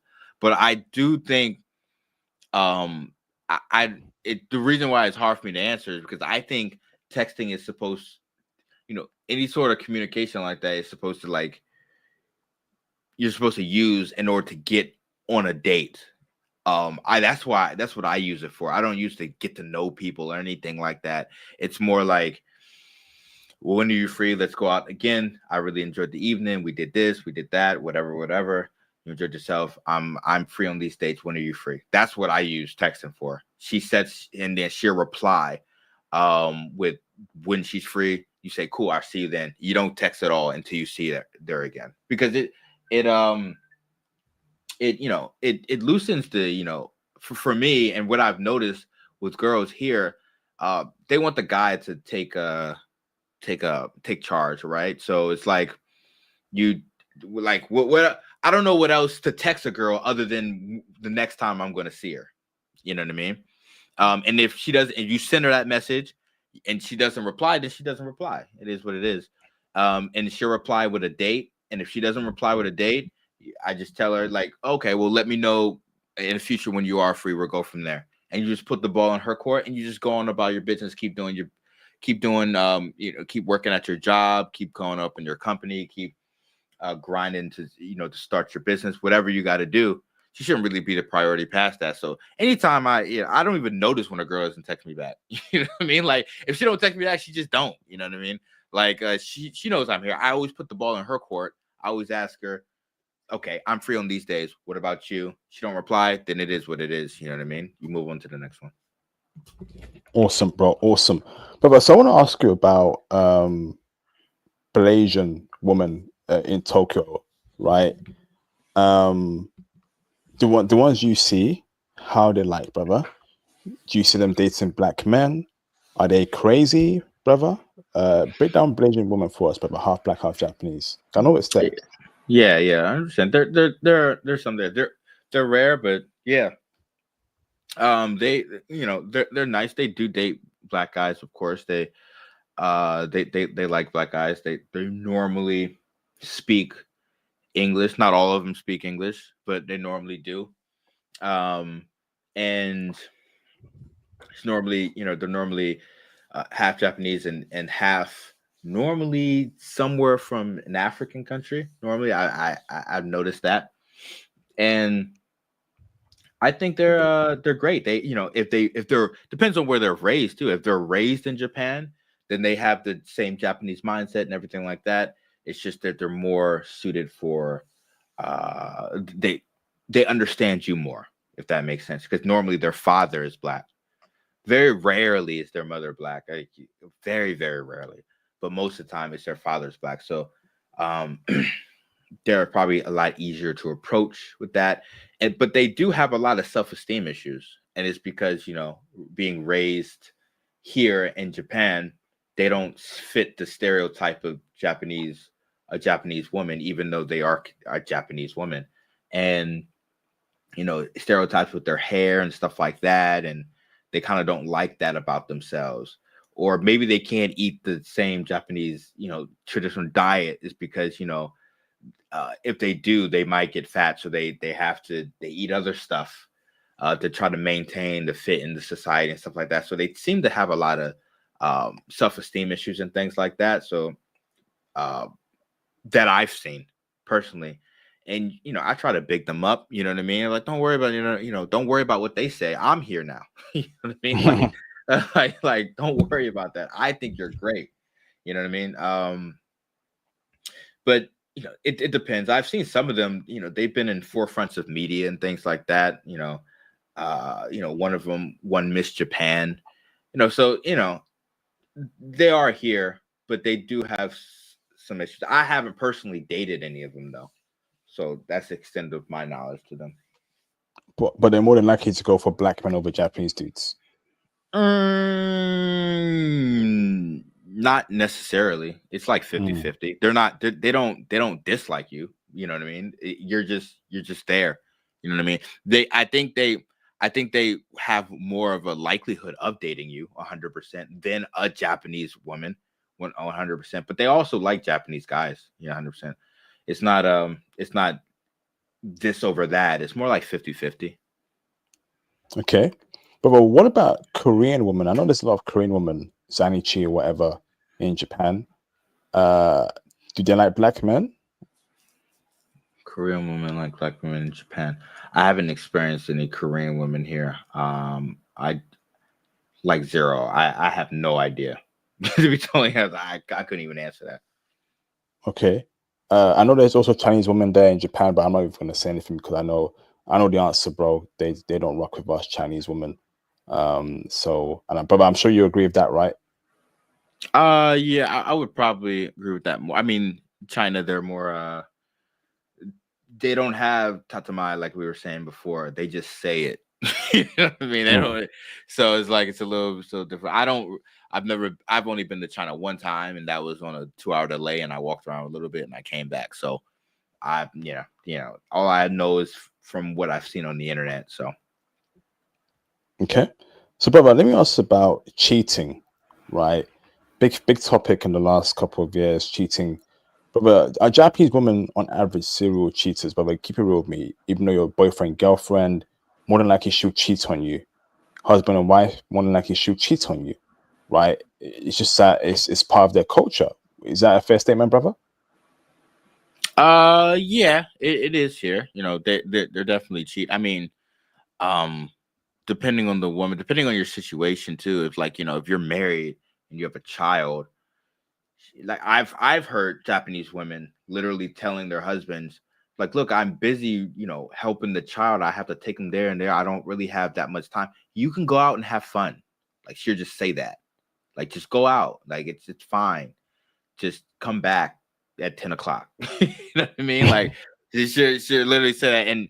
And hearing that from a guy who's a foreigner, he's like, this is a trap, isn't it? Like he's thinking like that, but it's not. It really isn't. She's like, it is what it is, I'm married to I have other women who also have babies. We take our babies to the park and stuff like that, and we feed them. We do all that, and I make sure the homework's done. And I'm tired. I don't have really time for extracurriculars like I did. So you go out and have fun or whatever. Just don't let me. Just don't tell me about it, really. Or I want to know that it's happening, because if I know, at least I know. You know what I mean? I don't want to have to. She doesn't want to be surprised by it. And if you go out and there's a night walker or whatever, she'd rather you do that. She doesn't want you. She just doesn't want you to fall in love with anybody, because that would be a betrayal. You know what I mean? But if you have some extracurricular activities at a shop or whatever, she wouldn't care. No. If she allows you to do that, right? Like, we got to be smart here. She's probably doing that herself. If she literally allows you to cheat, she's probably cheating herself, bro. Yeah, it depends. Yeah, I think if they're married, if they're married and they have children, probably not. But if they're married and they allow you to, then probably yeah. If you just have a girlfriend or whatever, it's you flip the coin on that. Could it be 100%? I definitely have went out with girls, and I'm like, okay, I'm waiting on her. She's still not here. She's not replying. She probably got picked up on the way. Just being honest, that's what happens. I've seen that happen. You know what I mean? Or that's actually happened to me. I didn't even know. Like I was like, oh, let's go over here. She's like, okay, cool, and we end up having a good time. It's like, where were you going? I was gonna meet somebody, but this is fun. You know what I mean? It's that type of stuff. He's just like, what? You know?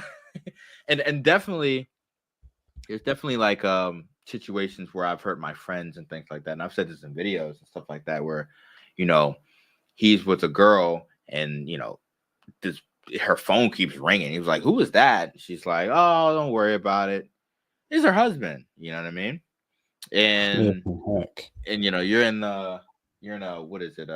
You're not even in a love hotel. You're in a man, I forgot what they call it, but you're in one of those places. You're in a cubicle almost, right? Where you go and you read manga, but you go there, you can have up to 2 people in there, and you're just doing it in there. You know what I mean?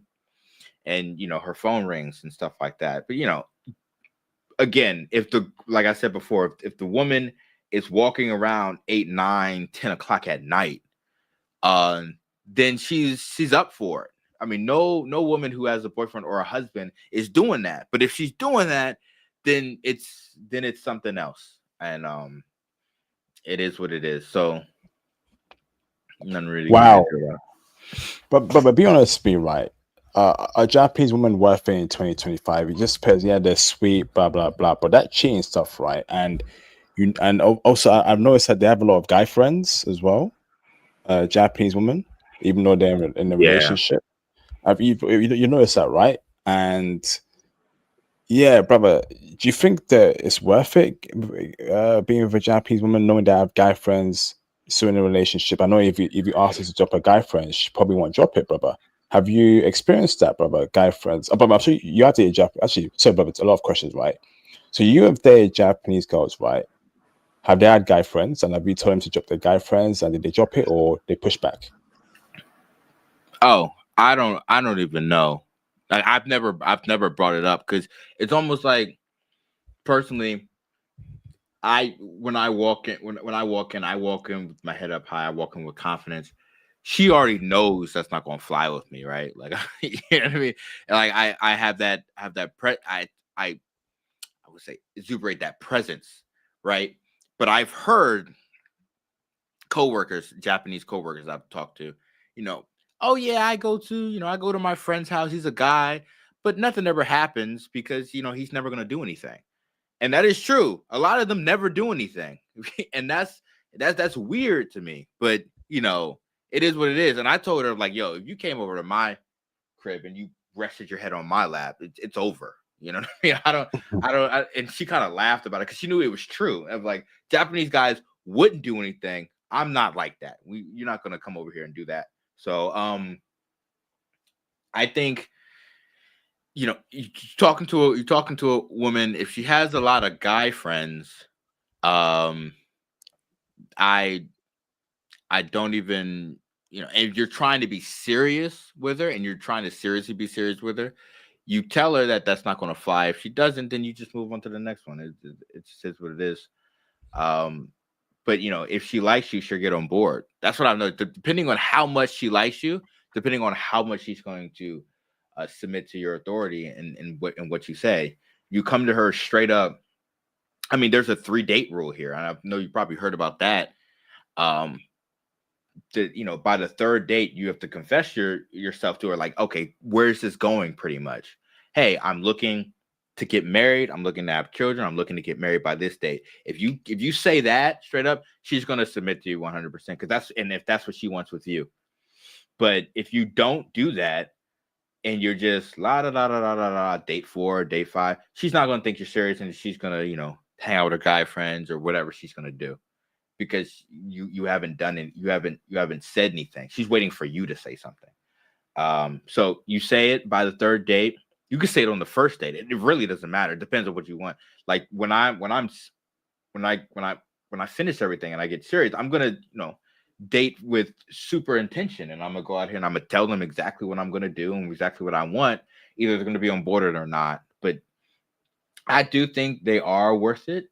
In a way, because the culture, the way the Japanese culture is, they definitely kind of put the man first.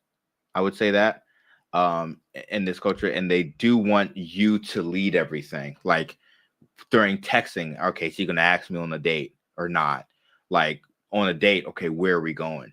Like I remember when I first got here, a Japanese woman got I showed up. I didn't. She knew English, so and that's all I knew when I first got here. So we showed up, and she was like, "Yeah, okay," and then we got on a date, and she said, "Okay," and she just stood there, and I was like, "Yeah, so where do you want to go?" And she got kind of mad, you know what I mean? Because they want you to already have the plan. They don't want to think about that, and that's kind of the method, the way you want them to be.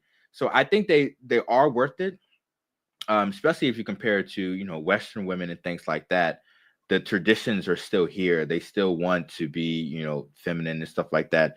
And it is a godless country, so they do those things.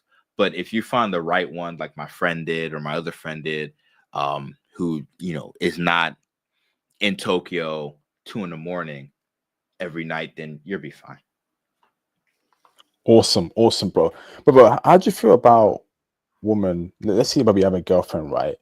And she drinks with her male colleagues. I know that thing's quite popular. They go out for drinks with their colleagues, and their colleagues are male. Due to no drinking with your male colleagues, come back home.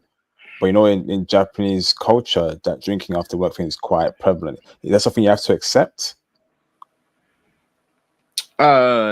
Yeah, the boss might invite you out, or might invite I do they invite yeah, depending on the job and stuff like that, they invite the women out too, and then you guys go out and they just drink for an hour or two, and then they get home late, and that's why they get home at 9 p.m., 10 p.m., because of stuff like that, you know. Mm, um that is something that you have to accept. It's not something you could say no to. I mean, you can say no, but then the boss might think, oh, you don't want to be here in this company, you don't want to grow with us, clearly you don't want to be part of our company culture, so you're stay at the level you're at, right? So you don't tell the boss no. So if they ask you to go to drink, or they ask her to go drink afterwards, it's something you just have to do if you want to move up, right? But if you're married and things like that, then things dynamics change, right? It's especially she's looking to quit her job at that point and essentially go to work for you, right? So hopefully mm, you're making the money so she could be a stay-at-home wife. A lot of their goals are to be a stay-at-home wife and mother. That's what they want to do, you know. Ultimately, maybe they want to have a little side business or something like that.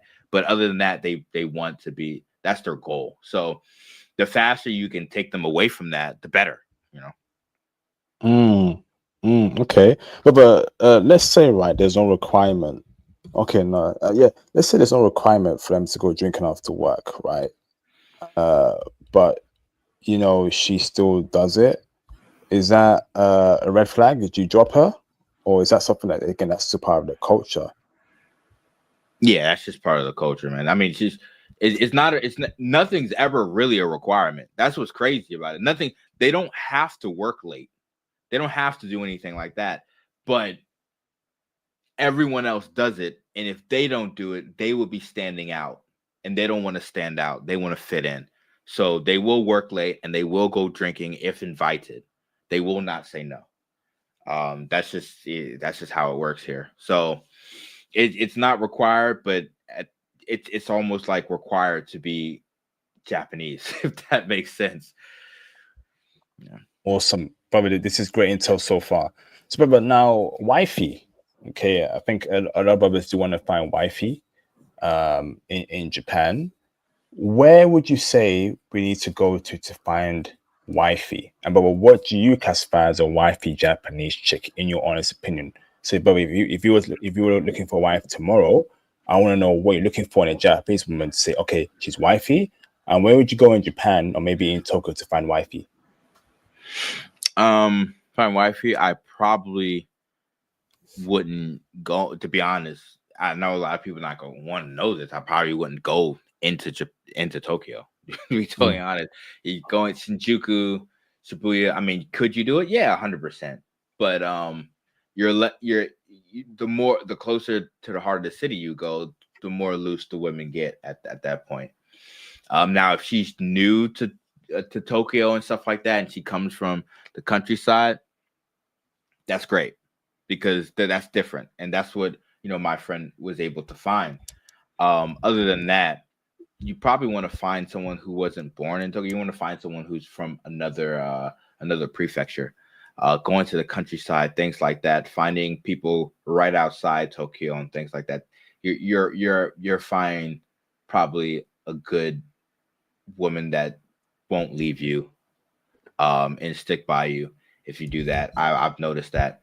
And that's where a lot of my friends, their wives come from. Some woman that was outside on the countryside that is coming in.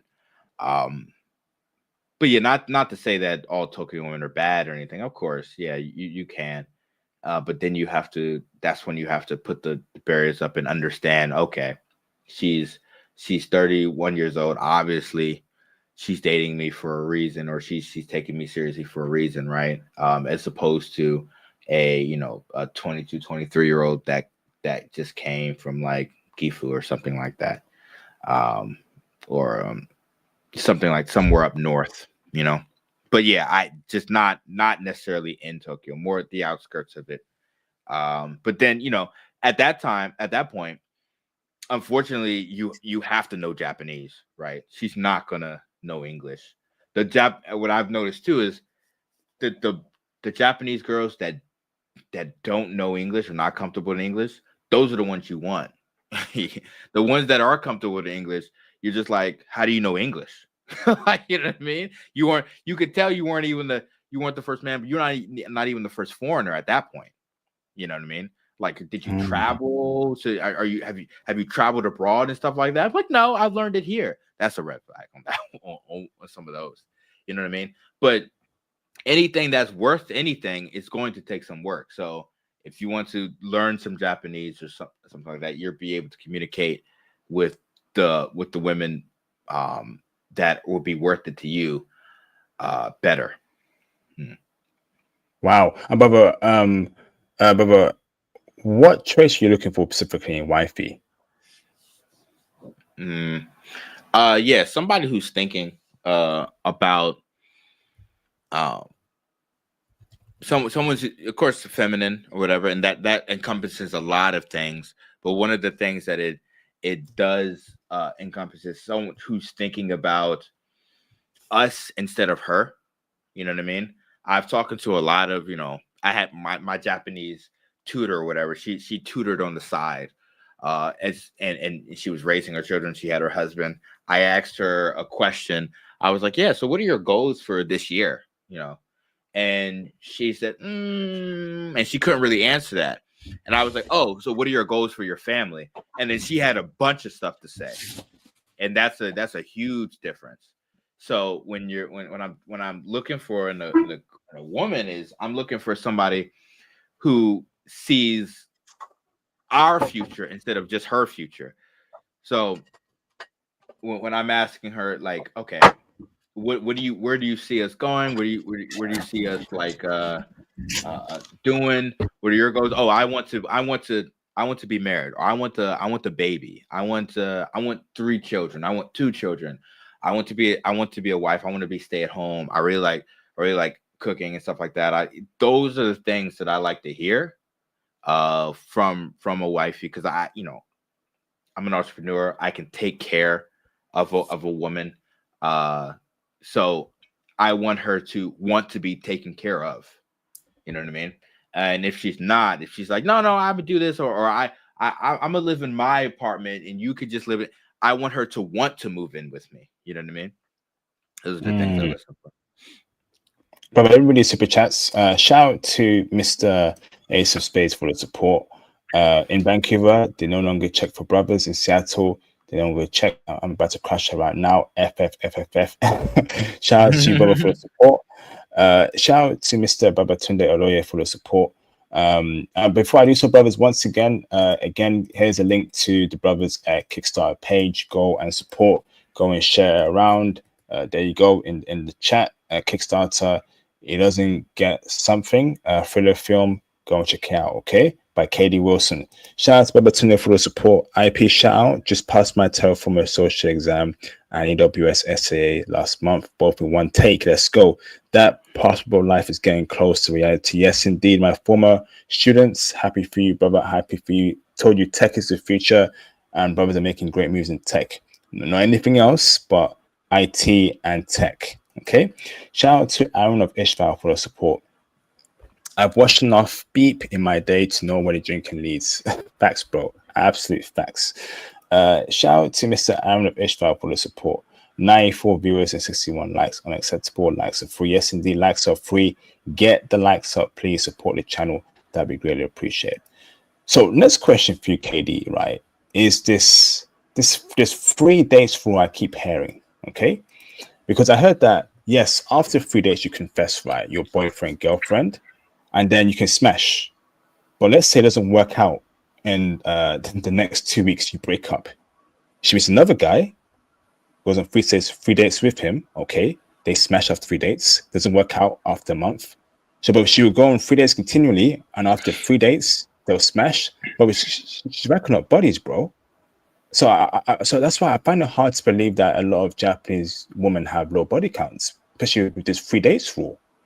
Am I wrong in saying that, bro, or break it out for me, bro? Oh yeah, it's I mean, it's a 3 date rule, but it doesn't necessarily mean that you smash on a third date. A lot of time, I mean, a lot of times, if it depends on who you are, you can smash on the first date. It doesn't matter, Mhm. especially when you're in Tokyo. So that's why I'm saying, like in Tokyo, the body counts are ridiculous. So it's ridiculous. Don't even ask. You don't want to know. But outside of Tokyo, the body counts are significantly lower. But in Tokyo, it's crazy. You know what I mean? I mean, if you smash a girl on the first date, second date, or even third date, I mean, how many guys said, like you said, how many guys have she's dated? It can get insane, 100%. So it's not even worth it to, in the heart of Tokyo, 100% to find somebody. But it's like Tokyo or Osaka, hard, ridiculous body counts. Literally 2 hours outside of it, low. You know what I mean? That's literally how it comes. And then that girl, that woman, she's 18, she turns 20 something, she moves into Tokyo, then it starts to ramp up. You know what I mean? Mm. Uh Mm. yeah. So it's like that's kind of how it works. So, it's it is what it is. So that's why I'm saying, like, if you want to find, so you have to look for the signs. So if you want to find a girl that you're looking for to be wifey or to marry, um, learning Japanese is almost a requirement, and unfortunately, because the girl with the low body count doesn't speak English, and if she's fluent in English, that just tells you, it doesn't. It's not a for sure sign, but it is a sign. You know what I mean? It's not. It doesn't mean 100%, but it is. I was like, okay, where'd you learn that from? I was like, I went to America. I went to USC. I was like, of course you did. You know what I mean? At Mm. that point. So, yeah, the body counts can get super ridiculous, like 50, 80, 100. Like, it's just, I don't even, I used to ask. I don't ask anymore because, the first date and stuff like that, you're hanging out, she's so comfortable with you. You can throw it in there and ask, and she'll tell you. You know what I mean? But once she gets to the third date, she don't want to tell you because she likes you. You know what I mean? At that point. Oh, okay. Brother, so body count, right? Can you ask directly what a body count is, and have they on average told you the truth? And how do you put that question? Because obviously some girls, you have to ask in a way where they know that you won't judge them. Because if they feel like you're going to judge them, they won't tell you the truth, right? So, but how do you deal with Japanese women? How do you pose that question in a sly way to get the answer, brother? From any Japanese chick you're dating. 'Cause I think that's important to know body count. Well, normally, since you're a foreigner, they think you're more relaxed than a Japanese guy, which technically you are, right? The Japanese guys have really high standards, so they know you're not gonna, they know you don't judge them as harshly. So how I would ask really is right afterwards, right after you're in there and you guys are just chilling afterwards and stuff like that. It's the time to act. She's relaxed, you're relaxed, you just got finished doing whatever you did. That's the time to really ask. Not when you're sitting down at a restaurant or anything. She's gonna be like, "What are you doing?" You know what I mean? But when after everything is done, you can normally slip it out there. But you don't want to just be like, "What is it?" You know what I mean? You just want to you're gonna be like, yeah, I've met a lot of girls that do this, da da da da. What about you? Like, what do you do? Like, I thought, like, how many actually? Like, how many have you been on a date within the last uh X amount of times? Like, you could just ask her those sexual questions and be fine normally. Um, but after a while, then she's gonna start to tighten up. So it's best to do it after the first one. Oh, good intel. Okay, after you smash, then you can. So you can say, you can tell her, hey, how many guys have you done it with? And but do you pose in a soft tone? Well, it's like you Yeah. don't necessarily ask directly how many guys you've done it with. You kind of be like, it was, you're talking about what you guys just did, and it was like, oh yeah, when was the last time? Um, when was the last time for you? Has it been a while or whatever like that? And then she'll tell you, and it was like, yeah, okay. And then you kind of talk about you and what you've done, and then you sharing that information will open her up. You know what I mean? And then she'll be like, yeah, normally once every da da da da da. Da. And it was like, oh, so it's, man, I'm a guess. Has it, 30? And then she'll be like, and then you turn it into a game, really. You don't just come out there and just ask a direct question. They don't like direct questions. So you turn it into a game, you make it fun. You open up about yourself and your history, and then you can get the gist of that from there. So, do you have to lie about your body count? So let's say you're a guy that, let's say you've been with, let's say you've done it with 8 chicks, right?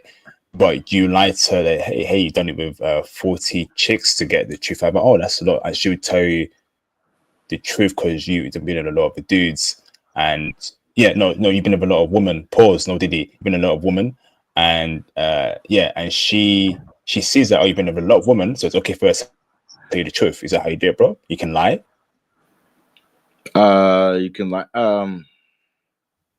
Yeah, sure. I guess you can lie 100%. I mean, you don't have to. I mean, like if she won't feel, and you open up about what you said, you do. It depends on how you do it. It's such situational that it's hard to really tell exactly step by step, because it really depends. I mean, I used to. Well, I still kind of am, but I used to heavily be involved in a pickup artist community here, right? Because learning how to they teach you how to talk to Japanese girls that's different than foreigner girls and things like that. And they teach you how to, um, how do I say, get a girlfriend if that's what you want. They help you out doing that. And I used to film for a lot of these guys or whatever as a filmmaker, make content for them and stuff like that. So they help me out for free. And it's what I've learned from that is it's a lot of situational stuff. There's no 1, 2, 3. It's you're going with the flow. Once you get into flow, then you can feel that if you can ask directly, or you can feel that, oh, she's still reserved. Let me throw out more information about myself so she feels more comfortable.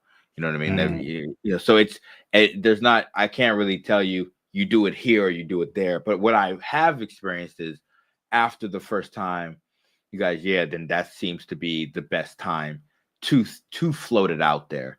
And I mean, I use float it out there because, you never want to just say, how many guys? Tell me now. You know what I mean? And anytime you say a direct question with a question mark, it's going to be a problem. You know what I mean? Especially when it comes to stuff like that. But when so let me ask, right? So obviously with Western women, right? If you were to tell a Western woman your body count, right, and your one is high and hers is low, these stupid women will try and sleep with more men, cheat on you, right, to get to your level, which is low IQ, right? But with Japanese chicks, let's say your body count is 40, but hers is 5, right? Would she feel some type of way that you had a lot, and then she might try to start cheating to get her body count up or whatever, or that's just not a factor in their mind at all, from what you know? Nah, they don't think like that. No. Okay, great. Yeah, they're pretty. They don't really care, to be totally honest. They don't care if they even know. No, they don't even ask. You know what I mean? They don't even ask. They like you. They like you. They don't care they don't care if it's one. You know what I mean?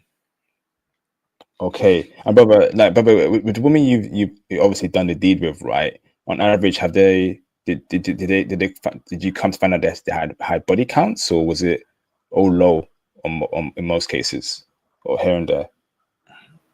It was a mix. It depends. It really does depend. Some girls probably it was higher than others. Some girls was lower than others, but normally the girls who were more reserved that didn't want to do anything, those are probably the girls that had the lowest number because they weren't comfortable with anything like that. Where the other girls that have lived in Tokyo for the last 3 years, it's they're just like whatever. You know what I mean? It was like, oh, you want to go out? Let's go out. So it Mm. it's a good mix. If like again, if she's new there, then she's new. You know what I mean? If she's lived there, she's had a job for 5 years there, then she's had a job for 5 years. You know what I mean? So it really depends. I that's why I really want to go back to Ofuna, south of Tokyo and Kanagawa, because it's just different. Here it's fun and stuff like that, and it's a great travel destination and things like that. But if you're looking for a wife or something like that, it's and if you're looking for specific standards like low body count, if those are your markers, then it's best not to do it in Tokyo. But you're saying Ofuna has wifey woman there. You're saying a lot more wifey. Well, it's just more countryside. It's the first city I Mm. moved to, so I'm familiar with it. But just outside of Tokyo, like if you look at the map, at top of Japan, it's top of Tokyo. You're getting into Saitama. Once you get to like northern Saitama, that's fine. You're still technically in Tokyo, but you're not in the heart of it, the Shinjuku, the Shibuya place, right? The Tokyo station. You're getting to where it takes you 45 minutes an hour by train to get there. Then you see more rural areas, and that's probably better, to walk into a bar there or something like that. 100%.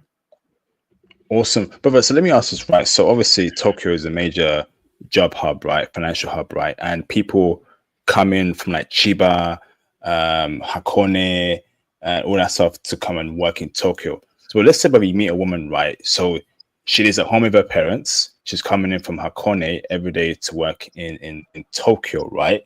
She's been doing that for the past, let's say, 4 or 5 years.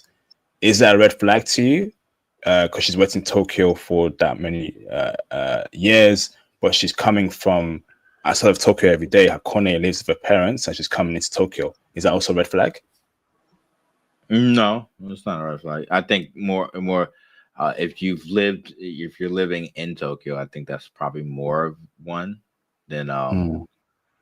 somebody that's commuting 100%. It's, she lives with her parents. That's probably a better sign, to be honest.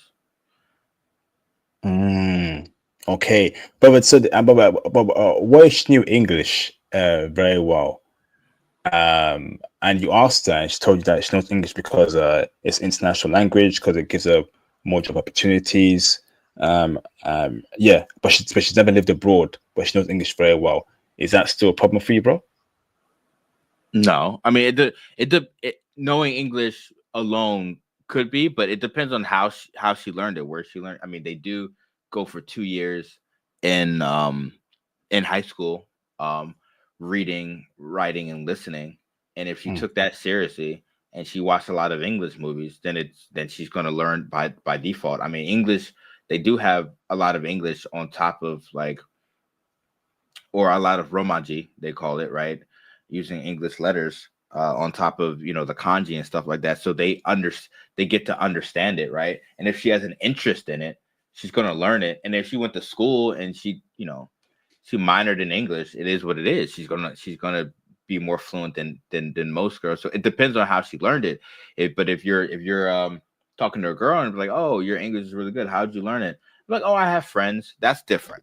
Or like, oh, I went to like I said, I went to school at Florida Tech. That's different. But if she says, oh, I really like English movies and I studied it in college, and I have friends online that I study with, that's totally different.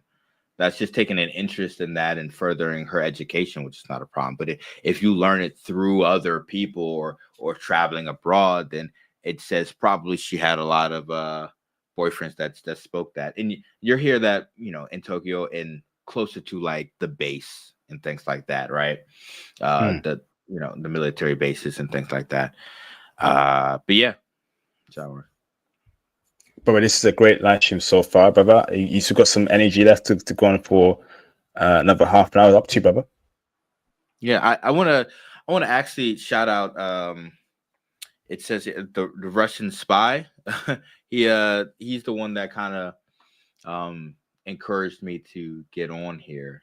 He reached out to me on Reddit and he was like, you should really go on. I was like, really? I do. He was like, yeah, you have a lot to share. So I just wanted to shout out. He's like a listener of yours. He said you would recognize him. Yeah, but yeah, I'm good, man. I'm good. I can stay on for a little bit longer. Awesome, brother. But let's open up the phone lines, brother. So if you have any questions for our guests, you can call in right about Japan. The phone lines are now open. Okay. So while I wait for a call, I'm gonna ask the questions that you want to hear. Okay. And once again, brothers, right, I'm going to post a link to the brothers. Once again, his movie projects, go and check it out. Go and support it. Go and share it around. Let's make sure that this goes viral, okay? And I'm going to try and get a brother back on it in October when he drops the movie as well. So, of course, we're going to make sure that we share the intel of our brothers in the community and we make sure that it blows up, okay? So what we can do right now is I posted the link here is on the screen, kickstarter.com. The movie, it doesn't exist, a Japanese horror thriller. Please support, donate if you can.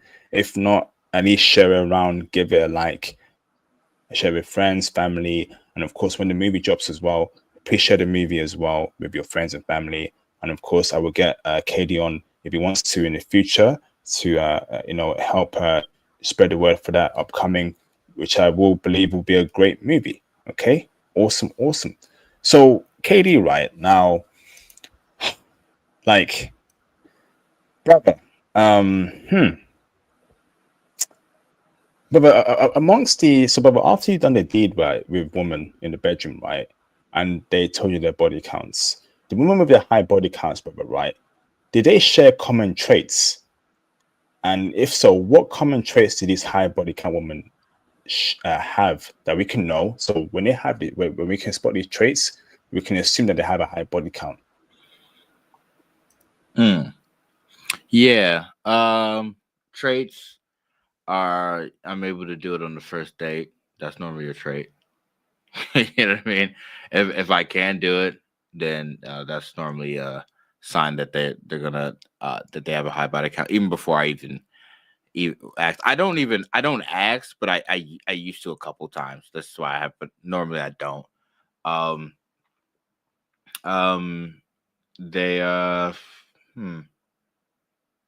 trying to think, what are the traits that they have if they have high body I mean,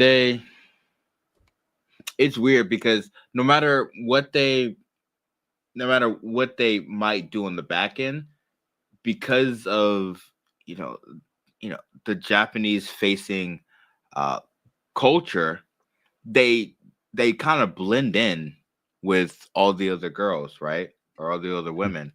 So they seem like sweet and they seem innocent and stuff like that, and they keep that demeanor, right? So it's really hard to like kind of tell the difference.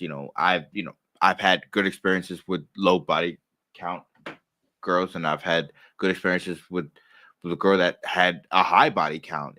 They were still feminine, they still did those things, but maybe I'm thinking like what my friends experience, right after marriage or right after the baby, she kind of flips. That's a noticeable thing, and things change from there, right? So it's kind of hard. It's like she's put on the face until she gets a ring. So I think it's better just to have low body count in general, but there's nothing that I've actually noticed, because it's not like I all these women were my girlfriends, right? So it's not like you're just hanging out and stuff like that. So it's not so it's not something that I can say, okay, these women have these traits. These women have. There's actually somebody I could probably introduce you to that could probably answer that question better. He is Please.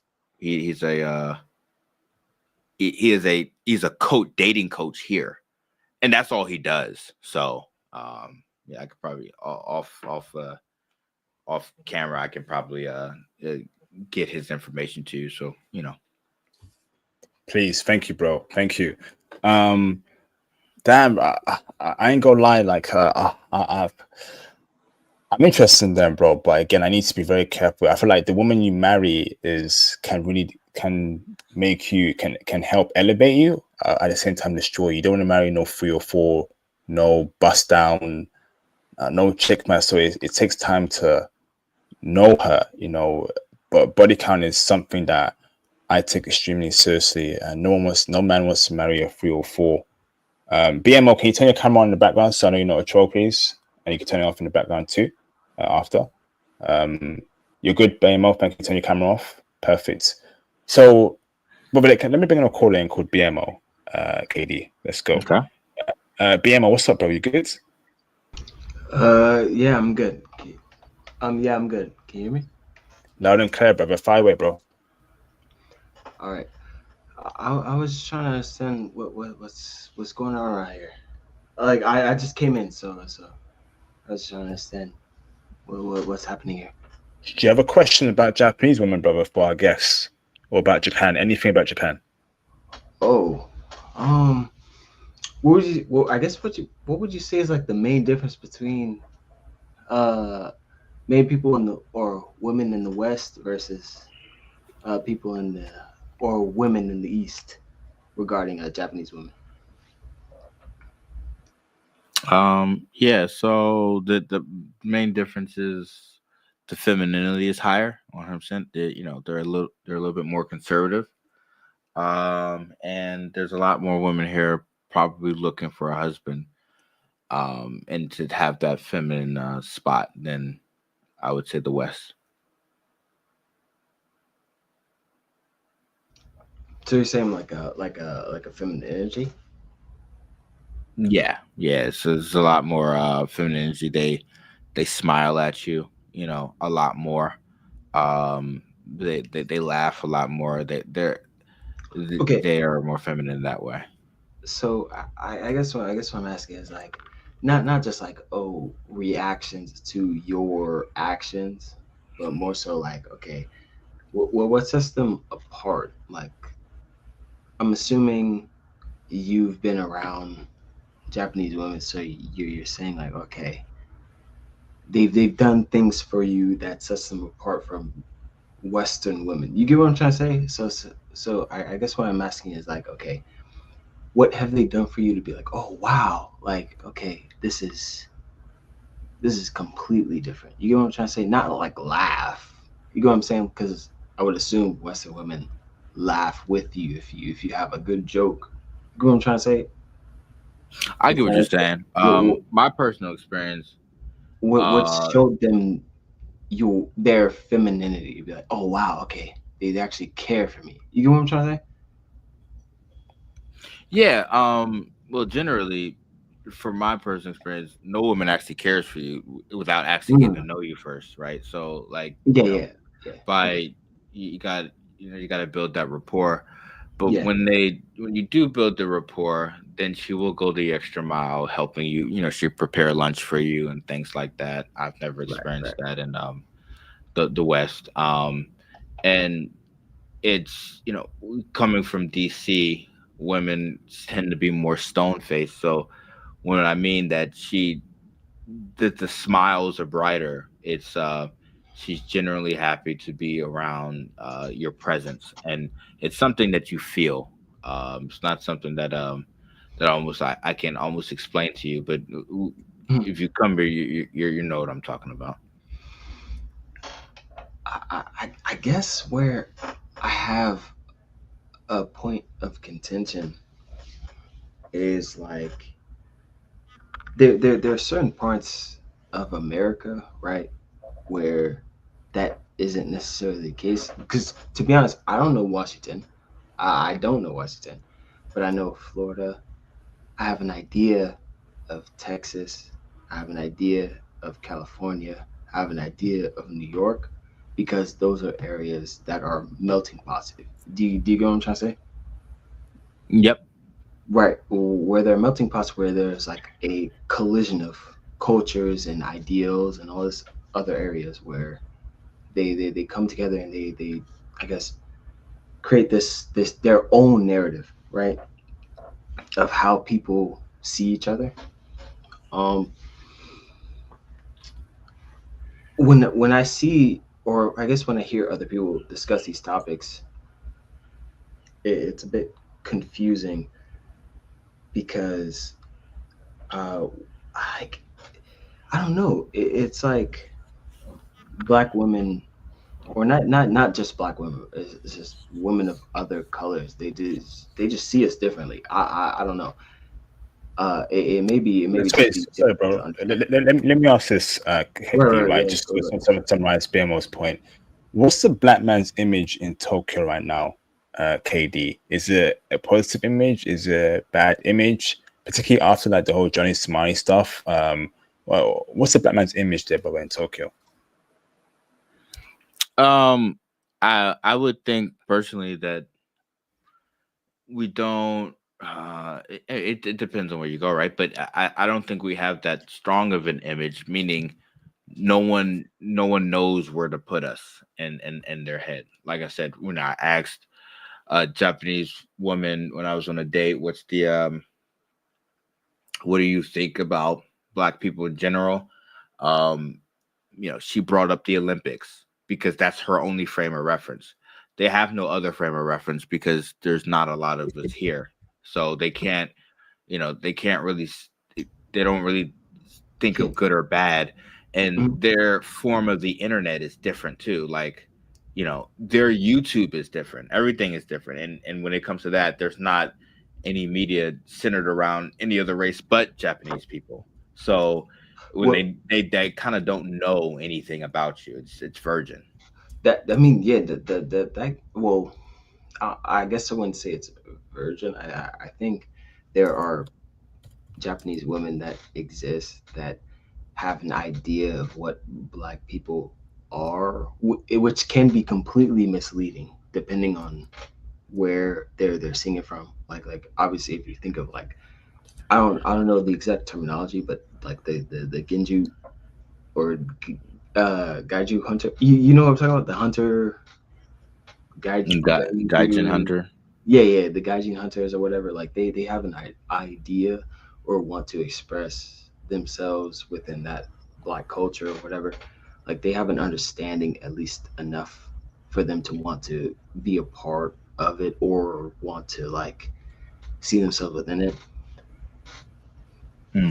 Well, But the uh, I would say that uh that term is getting really more popular, but Gaijin yeah, Hunter, I just want to say that's for white guys. Gaijin Hunters are for white girls. what do you mean? There's no. Well, it describes foreigners. Hold on, BMO. Let him finish his point, That's- man. You're right. You're right. Yeah, I got you. I got you. Yeah, Go on, KD. it's for, it's supposed to describe foreigners, but it foreigners, their version of foreigners is white guys. It just is what it is. There's never been Mhm. any woman that has tried to hunt me or any black guy I've ever seen here in my entire life. So and I've been here for 6 years. It just is what it is. It's like there's the image that people have, and then there's just my experience over the 6 years of being here. But I have seen the white guy completely bald, out of shape, come off the plane, and a girl jump for joy. I have seen that. So the most women that come here that are quote unquote gaijin hunters are really just hunting for white men. It just is what it is. And the girls that are kind of for us, for instance, would be in the hip hop clubs or the hip hop realms that like that see black culture like that, and they are So, interested in black guys like that. So so that's to be different. real, to be honest with you, when I've heard those areas, I've heard that it's mostly a sausage fest. Like not trying to like go directly against you, but like it seems as though that there's like okay, there's people who well there are women that are there, but in terms of a ratio for people to actually see each other, it's kind of against men. You get what I'm saying? Like how do you feel about that? Have you been in those clubs? Can you go against not go against, but more so like can you show a light showing, hey, it's actually a more positive ratio between men and women in those clubs? Yeah. So now we're on ratios and clubs. Yeah, ratios and clubs.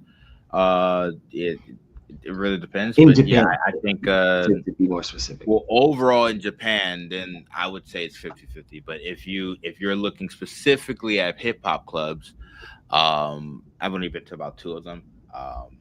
That's not where I choose to go because Mm, those aren't the women that I choose to deal with, and those right. really aren't the people I choose to fraternize with. Really, Mhm. but they, it, I've been in a couple that have been, quote unquote, more men than women. But Mhm. it depends on what you're looking at. It depends on what type of woman you're looking for. Um, I just, I choose to go for, I would Right. say higher quality. So People that are in from the clubs from 2 in the from morning is not from gonna work. from what I've heard. Last question there, BMO. Okay, last Oh, question. last question. Oh shit. um, Damn. Language, man. Gotta have more. Oh, Go sorry, Australian, sorry. please. Apologies. Apologies. I'm just more surprised I didn't have more time. Um, you know what? To be honest, I don't have a question right now. I'm just thinking. So it just to keep the scenario or not scenario, just to keep the show going. I'm just gonna say I don't have a question. I'm sorry. All right, thank you, bro. Appreciate you All calling good. in. Thank you very much. Shout out to Akeem for the support. He says here, when did you relocate to Tokyo from America? That was 6 years ago, 2019, right? Yeah, 2019. Yeah. Awesome, awesome. Now, brother, be with me, KD, right? Like, brother, I don't know. Something's up with me because, like, I'll be real with you, bro. Right? Like, these these Japanese chicks, right? These Asian chicks that they got, I like them, bro. I ain't gonna lie. But I gotta be realistic here, you know, and I can't allow lust. I can't allow, how woman looks to cloud my judgment here, right, brother? But are you Hmm. in that same boat as well? Are Japanese women? No, I'm not saying Japanese women are my number one chicks, right? But they're in my top 10. I do like them, and I can't. I'm trying my best to fight my like for them, but I think about them. It sounds so flipping. It's like a therapy session, bro. But I think about them, and I ain't gonna like them, bro. Same for you, brother.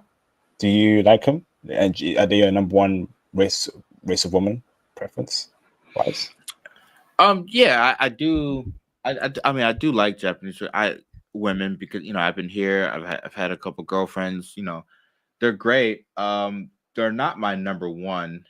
Um, just because I've been here for a while, and maybe year one I was excited and things like that, and then just like with anything, with time it kind of fades, and then you see if you really like it. You know what I mean?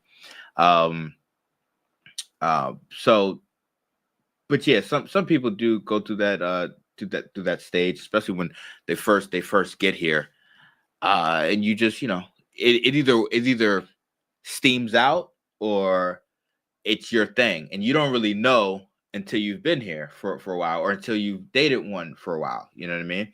Um, I think probably year two, I was like, all right, I'm kind of I it wasn't like I was off them, but I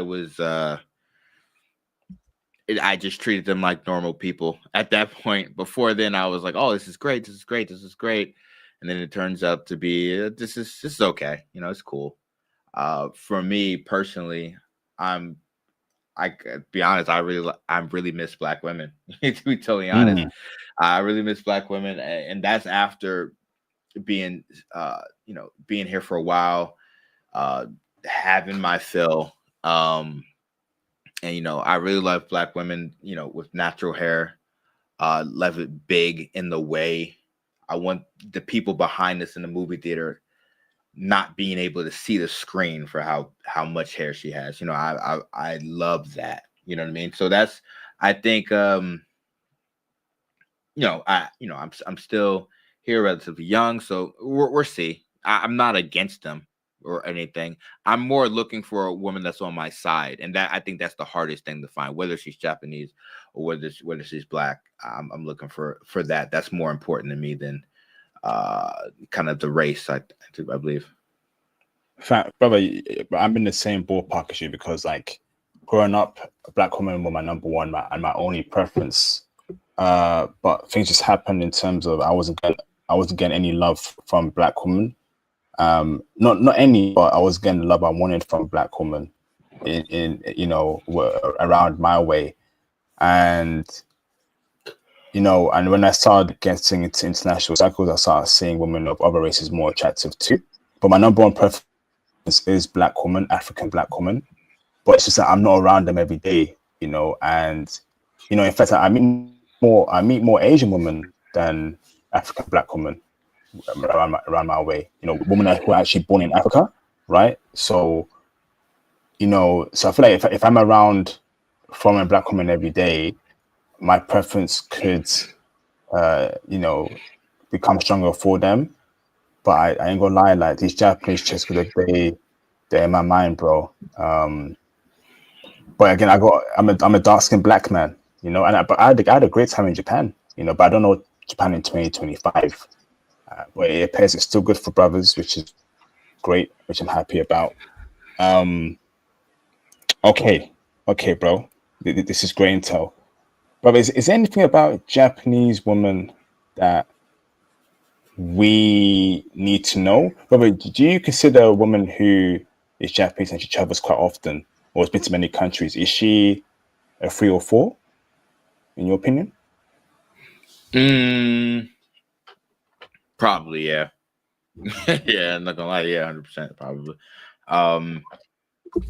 Yeah, she is, more than likely. Why so? But I mean, she's, because by the time she's finished doing all that, she's probably had a lot. You know what I mean? If she, the women that stay put seem to have less experience and less, like, the women that go everywhere. Oh, I've been to Europe and I've been to Egypt and I've been to California and I'm gonna go again next week, and I live in Tokyo and I was in Osaka. Like she's not, her mindset is not of somebody I would want to settle down with. But at the same time, you know, you know, to each their own, right? She might be perfectly fine for some guys, 100%. You know what I mean? It really depends. It really depends. It's not. I don't think of it almost like of a don't do this, do that. So some guys, if a guy's a 304 and a girl's a 304, they can be, they can be 304s together. You know what I mean? Like, you know what I mean? They could be 608. They could do whatever they want, and then that's for them. But for me, I kind of want, traditional. I see that, and I put that very highly on my checklist. And just normally women who stay in one place tend to be that way. They're waiting to leave. If they do leave, they're waiting for a man to lead them to leave. You know what I mean? So when you ask me questions like, "Oh, she stays with her parents," that's a good sign to me. If she has an apartment, then who knows what can happen. If she's at her parents' house, okay, that's a really good sign. You know what I mean? Or she's waiting to leave the nest with her husband or with her boyfriend, or move to Tokyo with her boy. That's great. But yeah, the more it's traveled, the more that probably is the case. So yeah, 100%. But But do you think they're running through men when they go abroad? Like they're in Germany running through men, Sweden running through men, Egypt running through men. Do you think they're doing that, bro? Yeah, 100%. Yeah, 100%. Because you're not the only one that likes Japanese women, right? So like they are looked at as that across the world. You know what I mean? And then there's only like 60 million of them in existence. You know what I mean? It's not is they're actually pretty rare when you really think about it like that.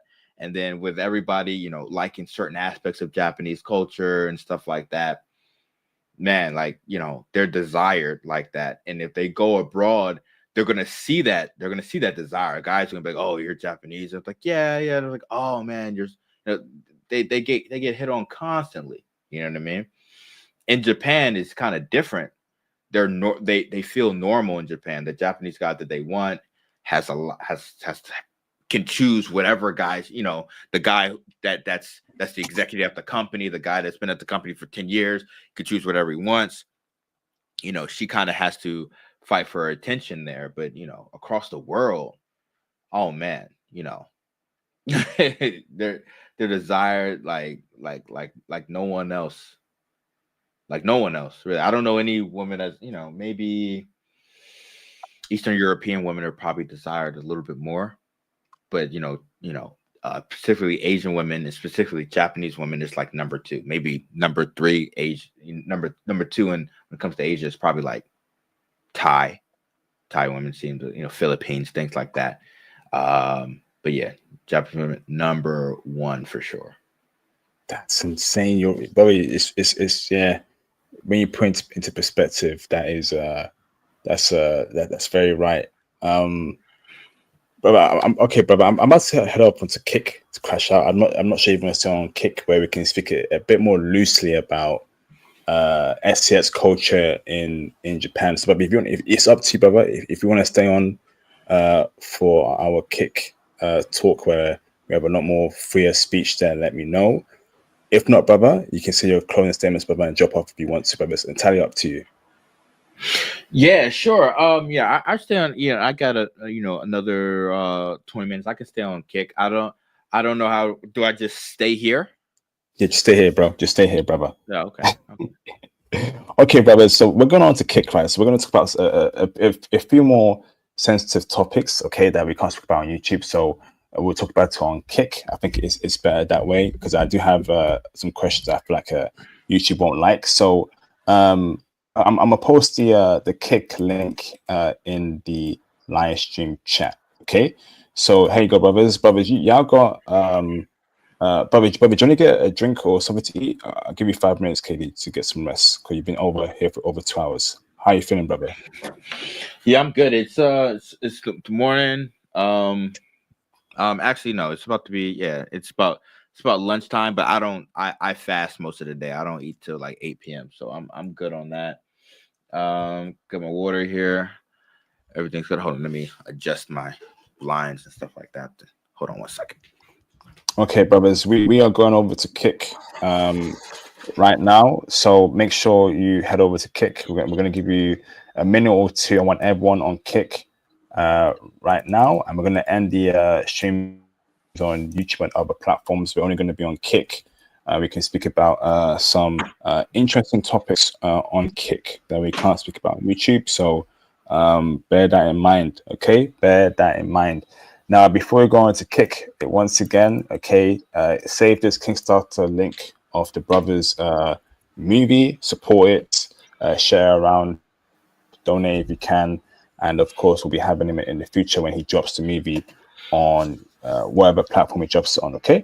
So now, brothers, okay, I'm going to give you 1 minute, to get you all over to Kick, okay? And we're going to end the stream on YouTube, and we're going to go over to Kick in 1 minute time, okay?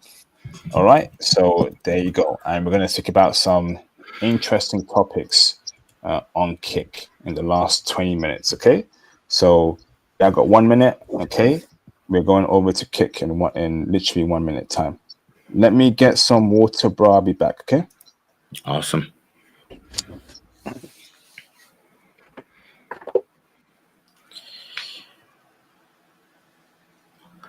Awesome, guys. Kick crash out. Sensitive talk. Up next. Facts. Hey guys, I appreciate you guys listening to us. Just talk about Japan and everything's going on.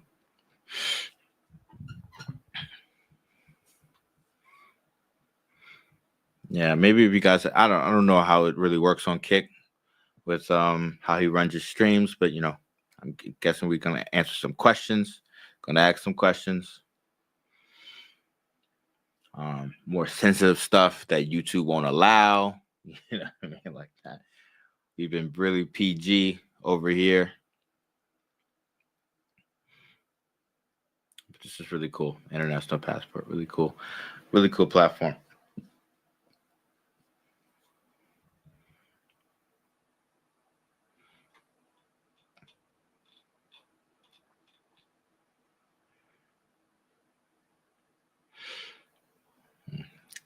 Yeah, but where are you guys from? Are you guys from I know you guys are all around America. Anybody's from Africa? Anybody's from Europe? Anybody from Asia? I'll go to Kick. Kick. Let's go to Kick. Let's see what that's. Kick. Okay. It's not yet loaded. And Kick. Oh, yes, it is.